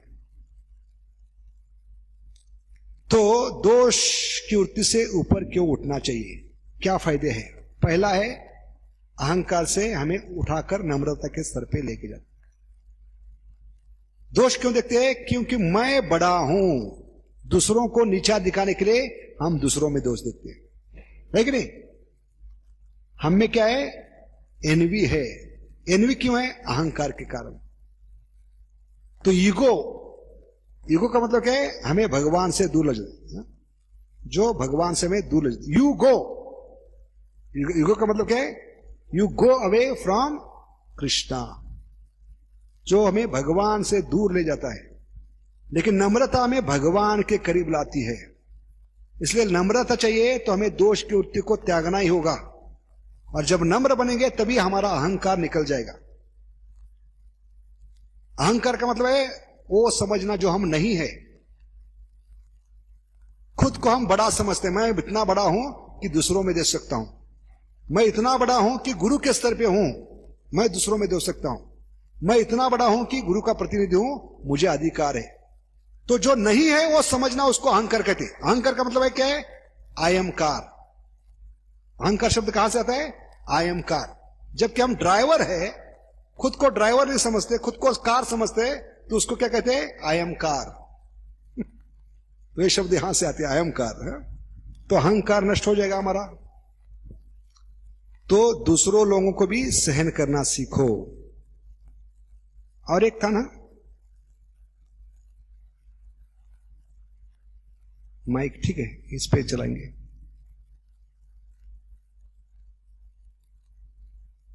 तो ये जो वीडियो देखने जा रहे हैं, ये आपका जीवन बदल सकता है, ध्यानपूर्वक देखिए। कि हमारे जीवन में, घर परिवार में हमने कितने भयंकर अपराध किए हैं माता पिताओं के प्रति, वरिष्ठों के प्रति, जिनके कृपा से हमें जन्म मिला है, भक्ति मिली है, जिन्होंने हमें भक्ति में लाया है, इस भौतिक जगत में लाया है, उनके प्रति अपराध करने से क्या होता है?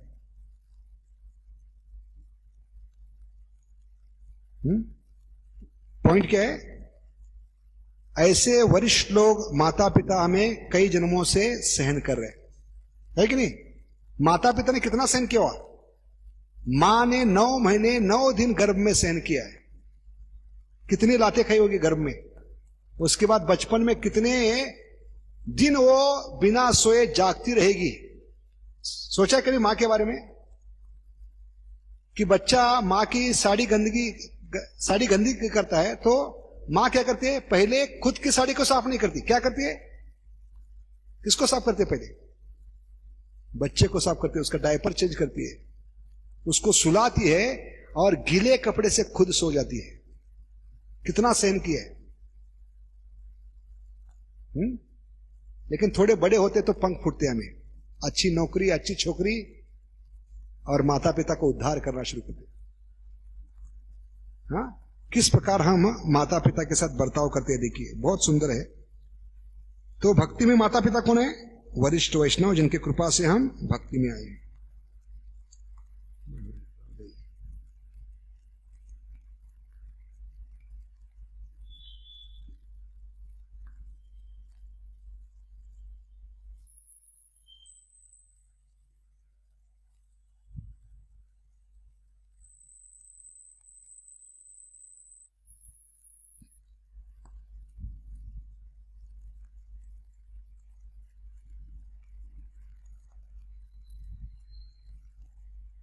तो इससे बहुत कुछ सीख सकते हैं हम इस वीडियो से।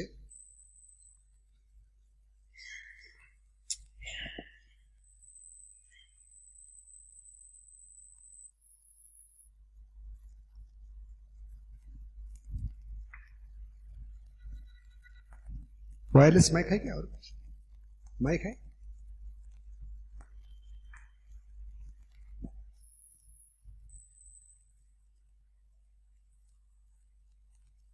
तो ये रशियन वीडियो है, बहुत ही सुंदर है।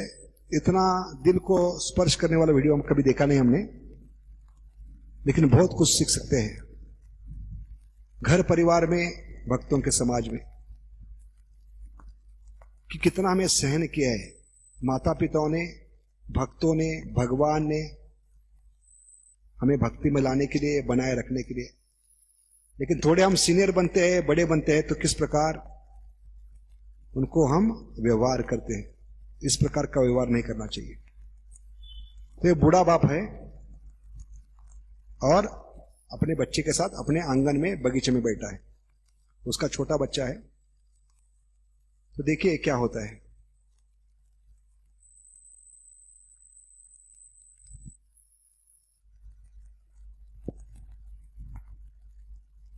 तो सामने बेंच पे बैठे एक चिड़िया आकर वो पेड़ पे बैठी है और अपने बच्चों को पूछ रहे, जो नौजवान बच्चा है, जिस बच्चे को बाप ने बचपन में बहुत सहन किया है। तो चिड़िया को देखकर बाप पूछ रहा है बच्चे को, जो पेपर पढ़ रहा है। तो बच्चे को गुस्सा आएगा कि मैं पेपर पढ़ रहा हूं, अरे क्या पूछ रहा है। लेकिन पहली बार वो जवाब देता है कि ये क्या है? चिड़िया है।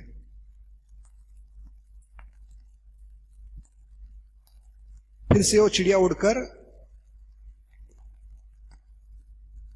पेड़ पे बैठी है। फिर से वो बच्चे को पूछते, वो क्या है? फिर से बच्चा पेपर पढ़ना छोड़कर बाप को कहता है वो चिड़िया है। वो चिड़िया भी उनके सामने आकर जमीन पर बैठती है। तो तीसरी बार फिर से पूछते हैं, वो क्या है? अभी बच्चे को रहा नहीं जाता, बूढ़े सटिया गए तू कितनी बार पूछोगे? एक बार बताया, 2 बार बताया, 3 बार, ये पूछने की बात है। कितने बार बता चुका हूं मैं। इस प्रकार पिताजी का उद्धार कर लेगा। तुमको अक्ल नहीं है, एक बार बताने से होता नहीं तुम्हारा काम। चिड़िया चिड़िया चिड़िया कितनी बार बताऊं? और इस प्रकार पिता पे गुस्सा करने लगा, क्योंकि उसमें सहनशीलता नहीं थी। वो पिता ने जो बचपन में उसको सहन किया था वो भूल गया था वो। ऐसे भक्ति में जब पहले आते हैं तो ऐसे सीधी क्वेश्चन हमने पूछे हैं भक्तों को, वरिष्ठ वैष्णव को, ये क्या है, वो क्या है, वो क्या है। लेकिन थोड़े सीनियर बनते हैं तो क्या करते हैं, उन्हीं वरिष्ठ वैष्णव को हम सुनाना शुरू करते हैं। उनमें गलतियां देखती है, उनको सहन नहीं कर पाते। ऐसे बच्चा अपने पिता को सहन नहीं कर पा रहा कि तुम बूढ़े हो गए हो, सटिया गए हो, वही चीज बार बार बता पूछकर मुझे दिमाग मत चाटो, मेरे दिमाग का दही मत बनाओ। कितनी बार बता चुका हूं मैं।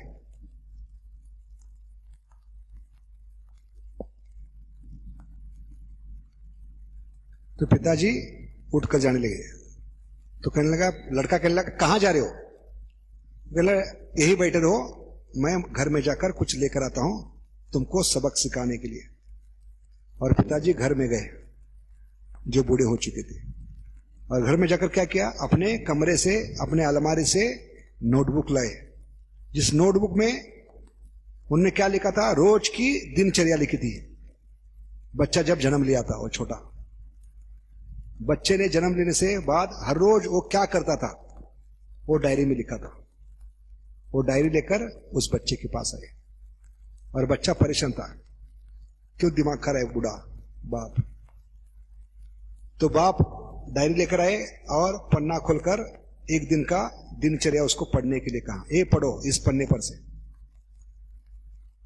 और जोर से पढ़ो। उसके हाथ में देकर करने लगे। उसको समझ में ना रहा क्या इसमें लिखा है ऐसा, तो पढ़ने लगा अपने बाप के लिए। बाप ने कहा, जोर से पढ़ो, मैं भी सुनना चाहता हूं।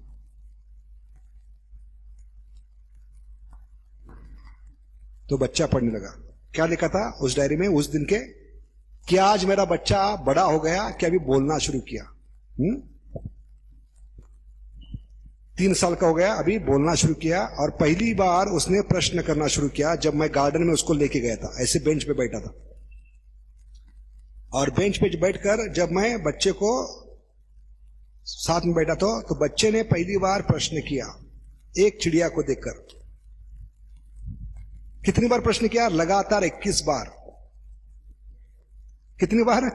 एक बार नहीं, 2 बार नहीं। देखा है बच्चों को, वही प्रश्न बार बार पूछते हैं बच्चे।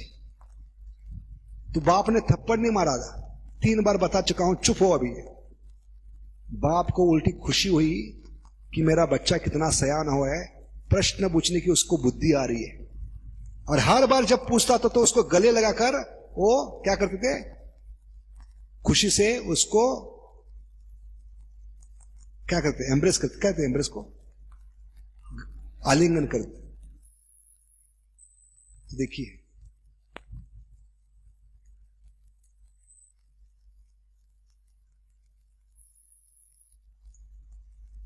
क्या हुआ?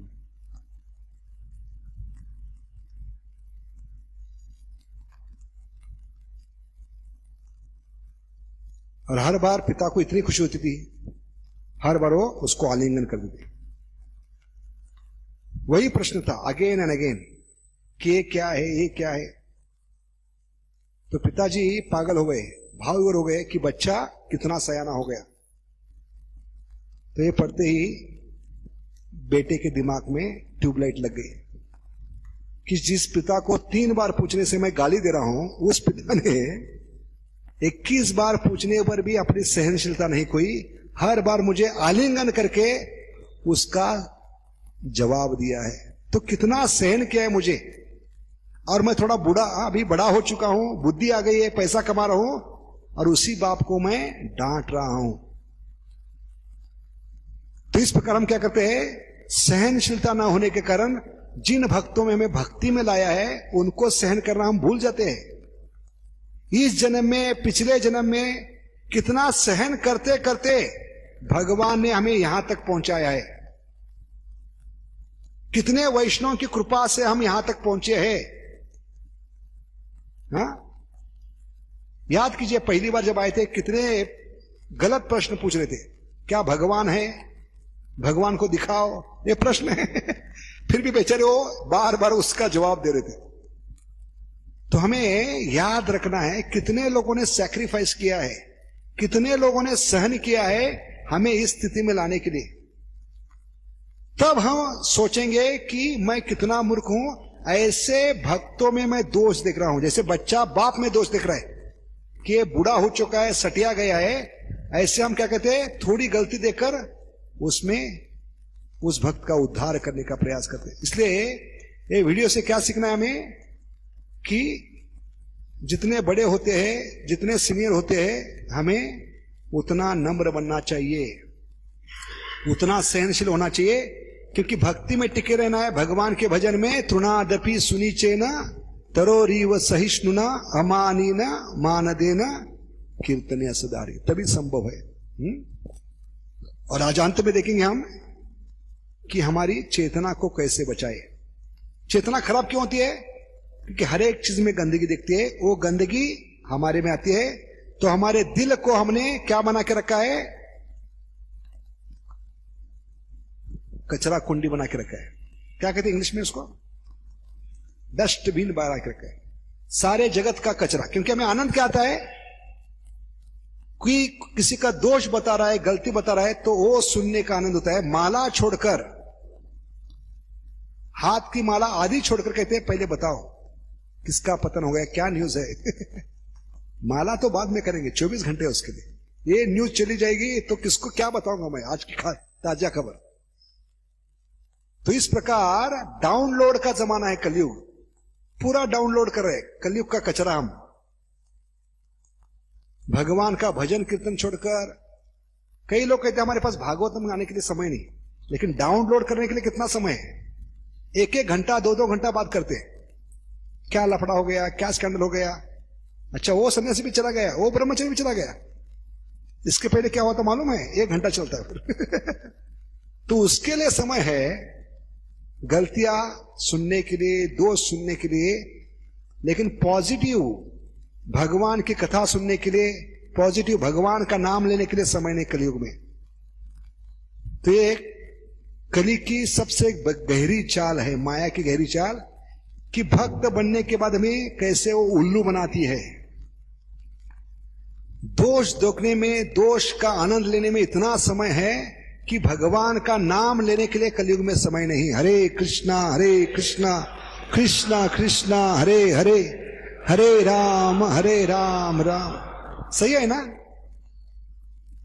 माला अपने आप छूट जाती है। मोबाइल आता है, प्रभु जी सुनो, अभी तक किसी को बताया नहीं, आप पहले कस्टमर हो। ध्यानपूर्वक सुनो।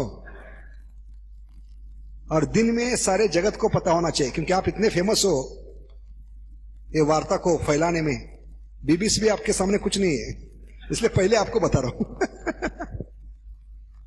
तो ये वार्ता 2 घंटे चलती है। जब बाजू में, मंदिर जाना रहा है बाजू में, भगवान का दर्शन बाजू में, और पूरा दिन उस पर मनन चिंतन। उस दिन जब भी नहीं होता। तो इस प्रकार पूरा हमने डस्टबिन बना के रखा है। क्या बताया पहले दिन हमने, राधा महाराज जी क्या बता रहे थे प्रवचन में? जब करते समय हम मोबाइल नोकिया इस्तेमाल करके क्या करते हैं? जब के समय बाकी सभी दुनिया भर की बातें करते हैं, ग्राम्य कथा, प्रजल्प, किसका क्या हुआ। जब के समय सब कुछ करते हैं, किसके समान है? मोबाइल उठाकर माया को कॉल करना और कहना मेरा टॉयलेट इतना गंदा नहीं है। क्योंकि जब करना, भगवान की कथा सुनना, रोज क्या करना है? टॉयलेट साफ करने के समान। ये टॉयलेट क्या है? हमारा मन है, कलयुग का मन। ये कलयुग का मन टॉयलेट से भी ज्यादा गंदा है। 2 घंटे जप करना, रोज 1 घंटा सुनना, ये टॉयलेट साफ करने के समान है। लेकिन जप के समय भागवत कथा में मोबाइल लेकर क्या करते हैं? माया को कहते हैं मेरा टॉयलेट इतना गंदा नहीं है, और एक ट्रक लोड भेज दो। किसका? मल और विष्ठा का। मुझे और गंदा करना है मेरा टॉयलेट। और ऊपर से क्या किया है? कली ने फ्लैश बटन भी निकाल दिया है। तो कितना तकलीफ होगी, कितनी मन में घुटन होगी। इसलिए भगवान का नाम इतना मधुर होने पर भी कड़वा लग रहा है। भगवान के नाम में भी घुटन महसूस हो रही है। भगवान के कथा में भगवान के भक्तों के साथ, भगवान के विग्रह के साथ, गुरु महाराज के साथ हमेशा घुटन में हैं हम। क्यों? क्योंकि कचरा पेटी बना दी है हमने, टॉयलेट बना दिया इसको। इसलिए हमारी चेतना को बचाना है तो हमें क्या करना है? इस भयंकर बीमारी से इसको एक बीमारी समझकर उपाय करना चाहिए। और दूसरा है, दूसरों को भी अवसर देना चाहिए, क्योंकि भगवान ने 84 लाख योनि में धोखा देने के बाद, हम में इतने दोष होने के बाद भी हमें स्वीकार किया है, तो भगवान ने हम पे विश्वास किया है, ये सुधर जाएगा इस जन्म में। ऐसे भक्त को हमें अवसर देना चाहिए, एक बार 2 बार कम से कम उसको फिर से उठने का। क्योंकि माता पिता भी बच्चे को अवसर देते हैं। भले बच्चा पहली बार चलने का प्रयास करता है तो गिरता है तो थप्पड़ नहीं मारते। क्या बताया मैंने? माता पिता क्या करते हैं? ताली बजाते। तो ताली बजाना और थप्पड़ मारना हाथ से होता है, लेकिन जमीन आसमान का फर्क है कि नहीं? थप्पड़ भी हाथ से मारते हैं, ताली भी हाथ से बजाते हैं, लेकिन जमीन आसमान का फर्क है। इसलिए आचार्य कहते हैं there is gulf of difference between slapping and clapping. लेकिन विच गिव्स एन एनकरेजमेंट, कौन सी चीज उत्साह देती है बच्चे को? जब माता पिता थप्पड़ की जगह क्या करते हैं? ताली बजाते हैं। ऐसे भगवान भी ताली बजा रहे गिरने के बाद भी, क्योंकि ये फिर से भक्ति में उठेगा। इसलिए भगवान कहते हैं ये साधु है, अपिचेत सुदुराचारो भजन त्यानने माक, का मतलब है ये फिर से उठने वाला है। हरे कृष्णा कृष्णा कृष्णा हरे हरे, हरे राम हरे राम। और भगवान कैसा मरे? उसको साधु समझ रहे, धर्मात्मा समझ रहे। तो हम किसकी मूल्य है कि उसको दुरात्मा समझे, पापी समझे, उसको अवसर न दे। भगवान अगर अवसर दे तो हमें भी अवसर देना चाहिए।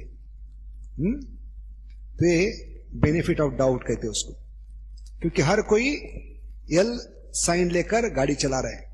भक्ति का मतलब है भगवत धाम, गाड़ी चलाकर हम वापस लौट रहे, लेकिन हर एक के पीछे क्या है? साइन क्या है? चालक शिकाऊ है। क्या कहते हिंदी में उसको? चालक सीख रहा है। हर कोई सीख रहा है, कोई परिपूर्ण है। अगर परिपूर्ण होता तो भौतिक जगत में नहीं होता, भगवत धाम पहुंच गया होता। अभी तक है, इसका मतलब है अभी तक वो सीख रहा है, ड्राइविंग सीख रहा है। हरे कृष्णा कृष्णा कृष्णा हरे हरे, हरे राम राम राम हरे। और सबसे बड़ी बात है, हरे की चीख सुनिए। चीख सुनिए का मतलब है वो कुछ बोलना चाहता है, मैंने ये गलती क्यों की, लेकिन कोई सुनने के लिए तैयार नहीं। सब टूट पड़ते कौवे के समान। इसलिए यहां पे देखेंगे हमें चश्मा प्राप्त करना है। किस प्रकार का चश्मा? ये बहुत ही सुंदर चश्मा है। नहीं मिला ना? ये माइक नहीं मिला ना?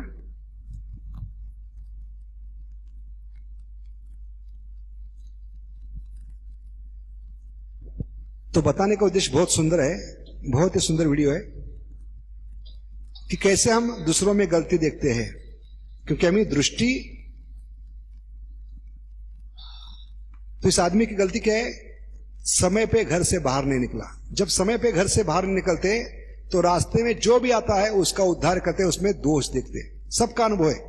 प्रोग्राम 7:30 का था, लेकिन घर से ही निकले 7:30, तो 7:30 ही पीछे लग गई। है कि नहीं? अगर 7 बजे निकल लेते तो आराम से निकलते और किसी का उद्धार नहीं करते। रास्ते पे जो भी मिलता, ट्रैफिक मिलता तो कहते आज ही लोगों को बाहर निकलना था, ट्रैफिक सिग्नल आज ही लगना था। गवर्नमेंट को अक्ल है कि नहीं? क्यों ट्रैफिक रूल बनाए? तो हर एक चीज में गलती कब ढूंढते हैं? जब पहले हम गलती करते समय पे निकलते नहीं। जैसे आदमी समय पे नहीं निकला, तो सामने के घर से बच्चा बाहर निकल रहा है खेलने के लिए, तो इस आदमी को लगता है कि इसके माता पिता है कि नहीं, कुछ सिखाए कि नहीं, दूसरों को तकलीफ देना ही सिखाए। मैं अभी लेट निकला हूं, अरे बच्चा गाड़ी के नीचे आ सकता था। तो गलती किसकी है? इस आदमी की। लेकिन गलती किसकी ढूंढ रहा है? बच्चे की ढूंढ रहा है, माता पिता की। गलती देखना शुरू हो गया।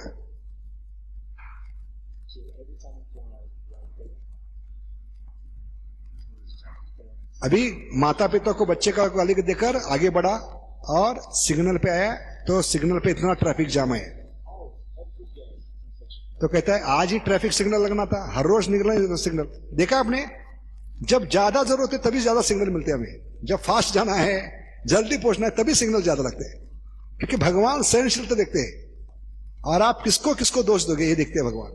जय श्री श्री निथाई गौरचंद्र की, जय श्री श्री राधा मदन मोहन जी की, ललिता विशाखा देवी की, कृष्ण बलराम जी की, नरसिंह प्रहलाद की जय।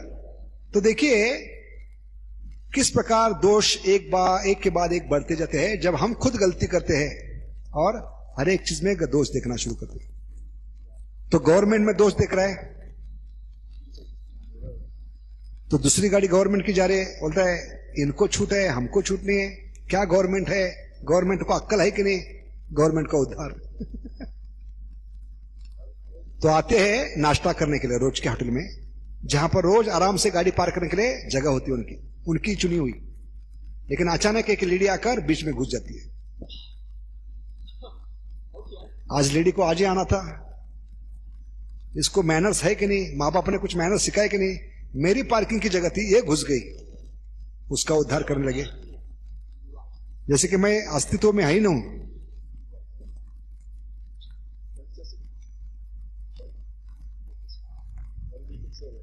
तो इस प्रकार होटल में जाते हैं, वहां भी बड़ी लाइन है, कभी लाइन होती नहीं थी लेकिन आज लाइन है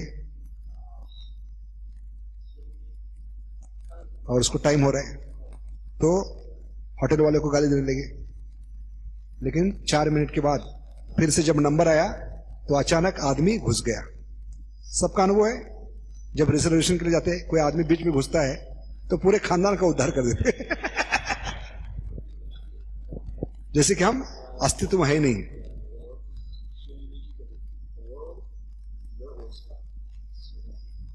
और उसका जब नंबर आता है तो उसको वेट करना पड़ता है, और वेट करने के लिए जब टेबल पे बैठते हैं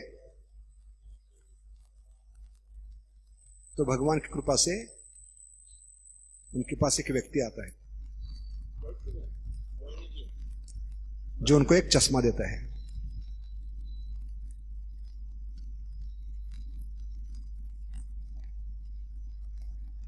और ये चश्मा विशेष होता है। जो चश्मा डालने से क्या होता है, जो देश दिखने की वृत्ति है उसकी खत्म हो जाती है, क्योंकि वो चश्मा क्या दिखाता है कि आदमी सामने का इस प्रकार व्यवहार क्यों कर रहा है, उसकी मानसिक स्थिति क्या है, इस प्रकार में वो व्यक्ति गलती क्यों कर रहा है वो देख पाता है। देखिए किस प्रकार, अभी चश्मा डालने के बाद वो तुरंत देखने शुरू करते हैं कि आदमी इस प्रकार व्यवहार क्यों कर रहे हैं।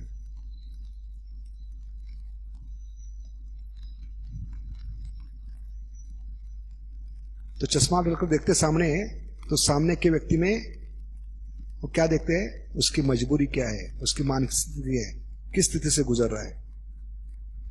तो हर एक की समस्या यहां पर देखते हैं, हर एक में त्रुटि है, कमी है, प्रॉब्लम्स है।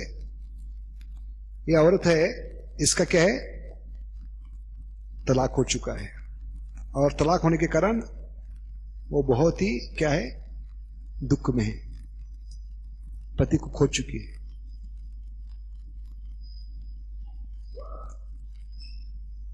दूसरे व्यक्ति को देखता है, ये भी अपने पत्नी से अलग हो चुका है।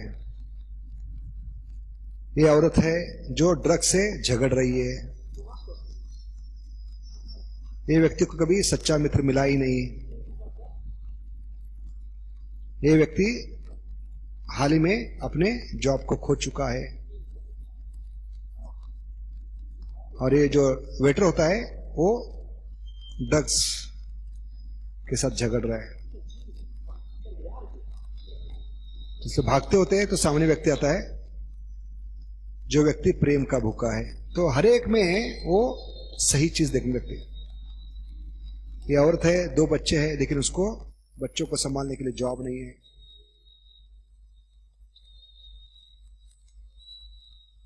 ये जो लड़की है जो पार्क करके गई थी कार, उसको कोई बेस्ट फ्रेंड नहीं मिला। तो इस प्रकार हर एक में समस्या है, त्रुटि है।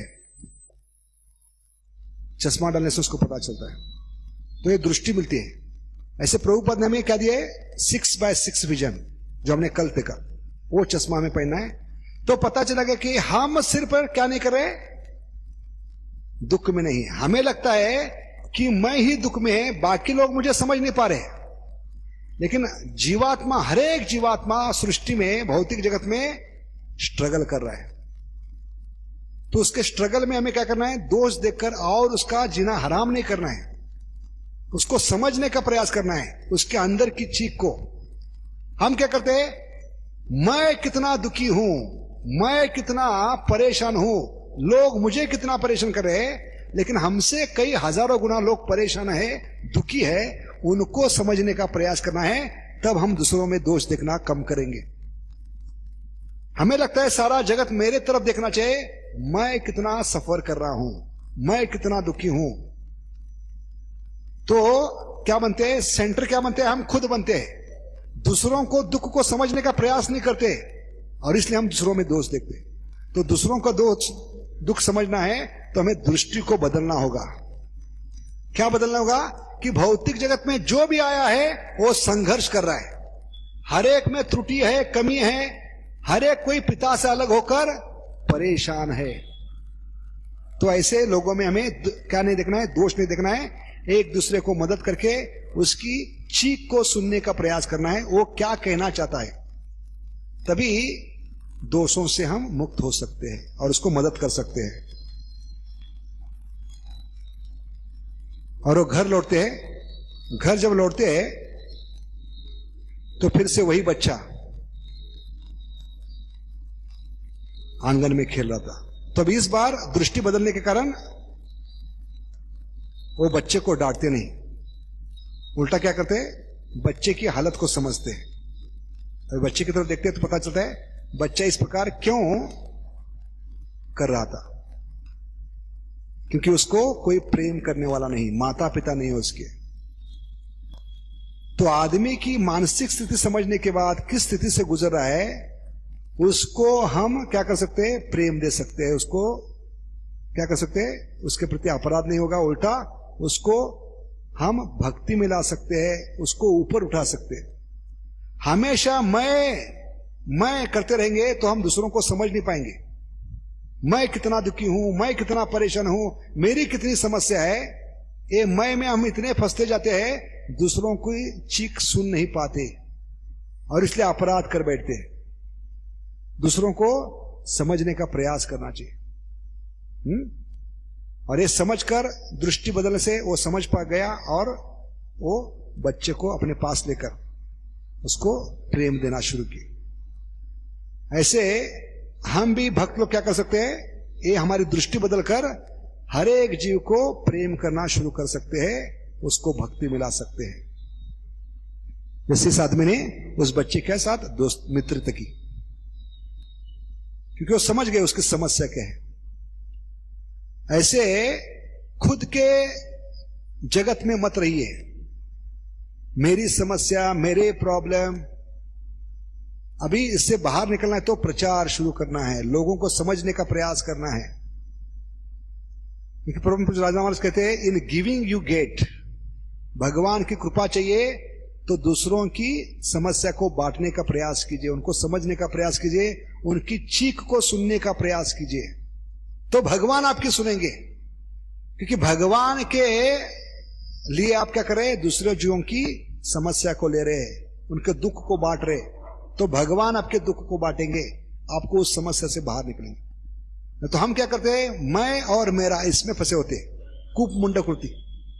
तो ये दृष्टि बदलने से क्या होगा, हर एक की समस्या पता चलेगी, उसमें दोष देखना छोड़कर हम क्या करेंगे, उसको मदद करने का प्रयास करेंगे आत्मा के स्तर पर। और आत्मा के स्तर पर जब मदद करते हैं तो हम किसी जीवात्मा में दोष नहीं देख सकते।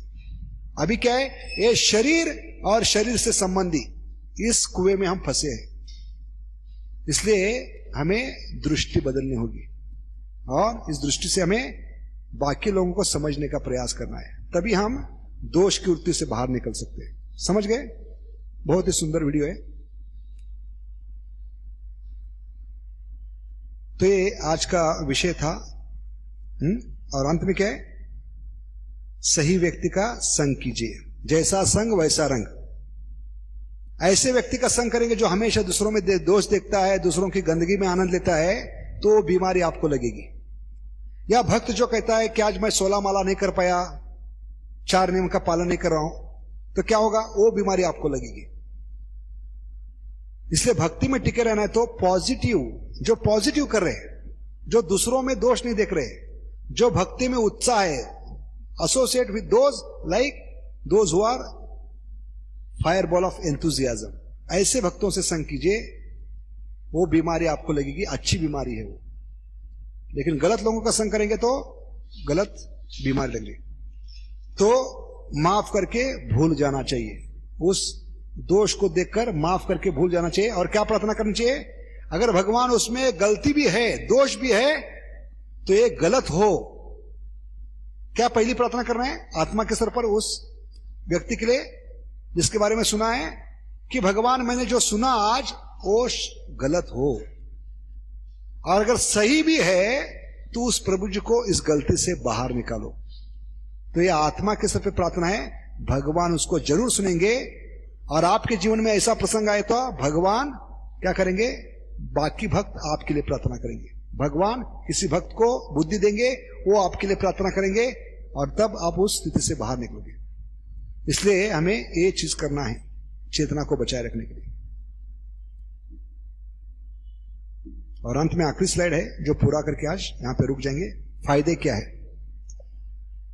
तो फायदे ही फायदे हैं, नुकसान कुछ नहीं है, क्योंकि पॉजिटिव कर रहे हैं। पॉजिटिव करने से फायदे होते हैं। खुद संतुष्ट रहोगे, chant Hare Krishna and be happy. क्रोध, मिथ्या, अहंकार, ईर्ष्या, इससे छुटकारा मिलेगा। अपराध की भावना से छुटकारा मिलेगा। भविष्य में आने वाले शोकों को रोक सकते हैं कि मैंने एक गलत मैसेज भेजा था, मेरे कारण प्रभु जी की इतनी निंदा हो रही है। क्योंकि एक गलत मैसेज वो सुधारने के लिए 100 अगर सही भी मैसेज भेजोगे, 100 मैसेज कोई पढ़ेगा नहीं, क्योंकि लोगों के पास इतना समय नहीं है। तो एक गलत मैसेज जो गया है वो गया। जैसे तीर से बाण निकल गया, वो वापस नहीं ला सकते, ऐसे मुंह से निकली, हाँ, जबान से निकली चीज है, व्हाट्सएप और क्या कहते, सेंड मैसेज, ईमेल मैसेज जो गया वो गया, वापस नहीं ले सकते उसको। इसलिए हमें बाद में शो करके पछतावा करने की कोई जरूरत नहीं। अब पछताए क्या, जब चुड़िया चुग गई खेत। इसलिए शोक कभी करते हम, ये मैसेज गलत था, मैंने गलत सुना था, इस पे भरोसा रखना नहीं चाहता। इस कारण 10 लोग अभी प्रभु जी के बारे में गलत सोचेंगे। भले प्रभु जी कितना भी अच्छा प्रवचन देंगे, सेमिनार देंगे, आदमी सामने बैठने के बाद वो मैसेज ही आएगा कि प्रभु जी ने गलती की है। इस कारण अपराध की भावना दिन ब दिन बढ़ती जाएंगी। हर कोई ब्रह्मचर्य ऐसा है, साधु ऐसा है, तो धीरे धीरे साधु के ऊपर से भरोसा उठेगा। और साधु के ऊपर से भरोसा उठ गया तो क्या हो गया? भगवान से भी भरोसा उठने के लिए समय बहुत कम लगेगा। इसलिए सोचिए, हाँ, शोक मत कीजिए बाद में। अगर ये दृष्टि बदलेंगे तो क्या होगा? दूसरों भक्तों को एक प्रेरणा मिलेगी कि एक भक्त है जो दूसरों में दोष नहीं देखते, हमें भी इसके समान बनना है। ये प्रेरणादायी होगा दूसरों को। तीसरा है, आपको भी माफ किया जाएगा, क्योंकि आपने माफ किया है। गलती पता होते हुए भी भगवान से प्रार्थना की है, उसके लिए क्या प्रार्थना की है? ये जो सुना है वो गलत हो, अगर सही भी है तो उनको इस गलती से बाहर निकालो। तो आपने उनके लिए प्रार्थना की है, आपके लिए कोई प्रार्थना करेगा जब आपके जीवन में प्रसंग आएगा। और अंततः एक चीज भगवान को प्रसन्न करने वाली होगी, क्योंकि अंततः में भगवान को प्रसन्न करना है। और इसके लिए ये सब फायदे देकर हमें क्या करना है? आज ही से कितनी भी खुजली हो उस खुजली को रोकना है। क्योंकि खुजली अंततः क्या करती है? क्या करती है खुजली? शुरुआत में आनंद देती है, बाद में खून निकलता है, पस होता है और सारे शरीर में फैलती है। इसलिए इस खुजली को रोकना है। तो उपाय क्या है? निरंतर भगवान का नाम, हरे कृष्णा कृष्णा कृष्णा हरे हरे, हरे राम राम। तो कल आखिरी दिन है हमारा। ऐसे इस सेमिनार के और भाग बाकी है, तो प्रॉब्लम्स में, समस्या में, बीमारी क्या है, इसका आखिरी भाग अगली बार जब आएंगे दवाई होगी 2 दिन की। जो भी अहंकार है, दोष देखना है, अपराध की भावना है, ईर्ष्या, fault finding, criticising, complaining, comparing, जो भी है उस पे सिर्फ 5 प्रकार की दवाई है जो अगली बार चर्चा करेंगे। लेकिन कल होगा द्वेष के ऊपर, क्योंकि अंततः क्या करना है, इस द्वेष को छोड़कर हमें भगवत धाम जाना है। नफरत की दुनिया छोड़कर प्यार की दुनिया में जाना है।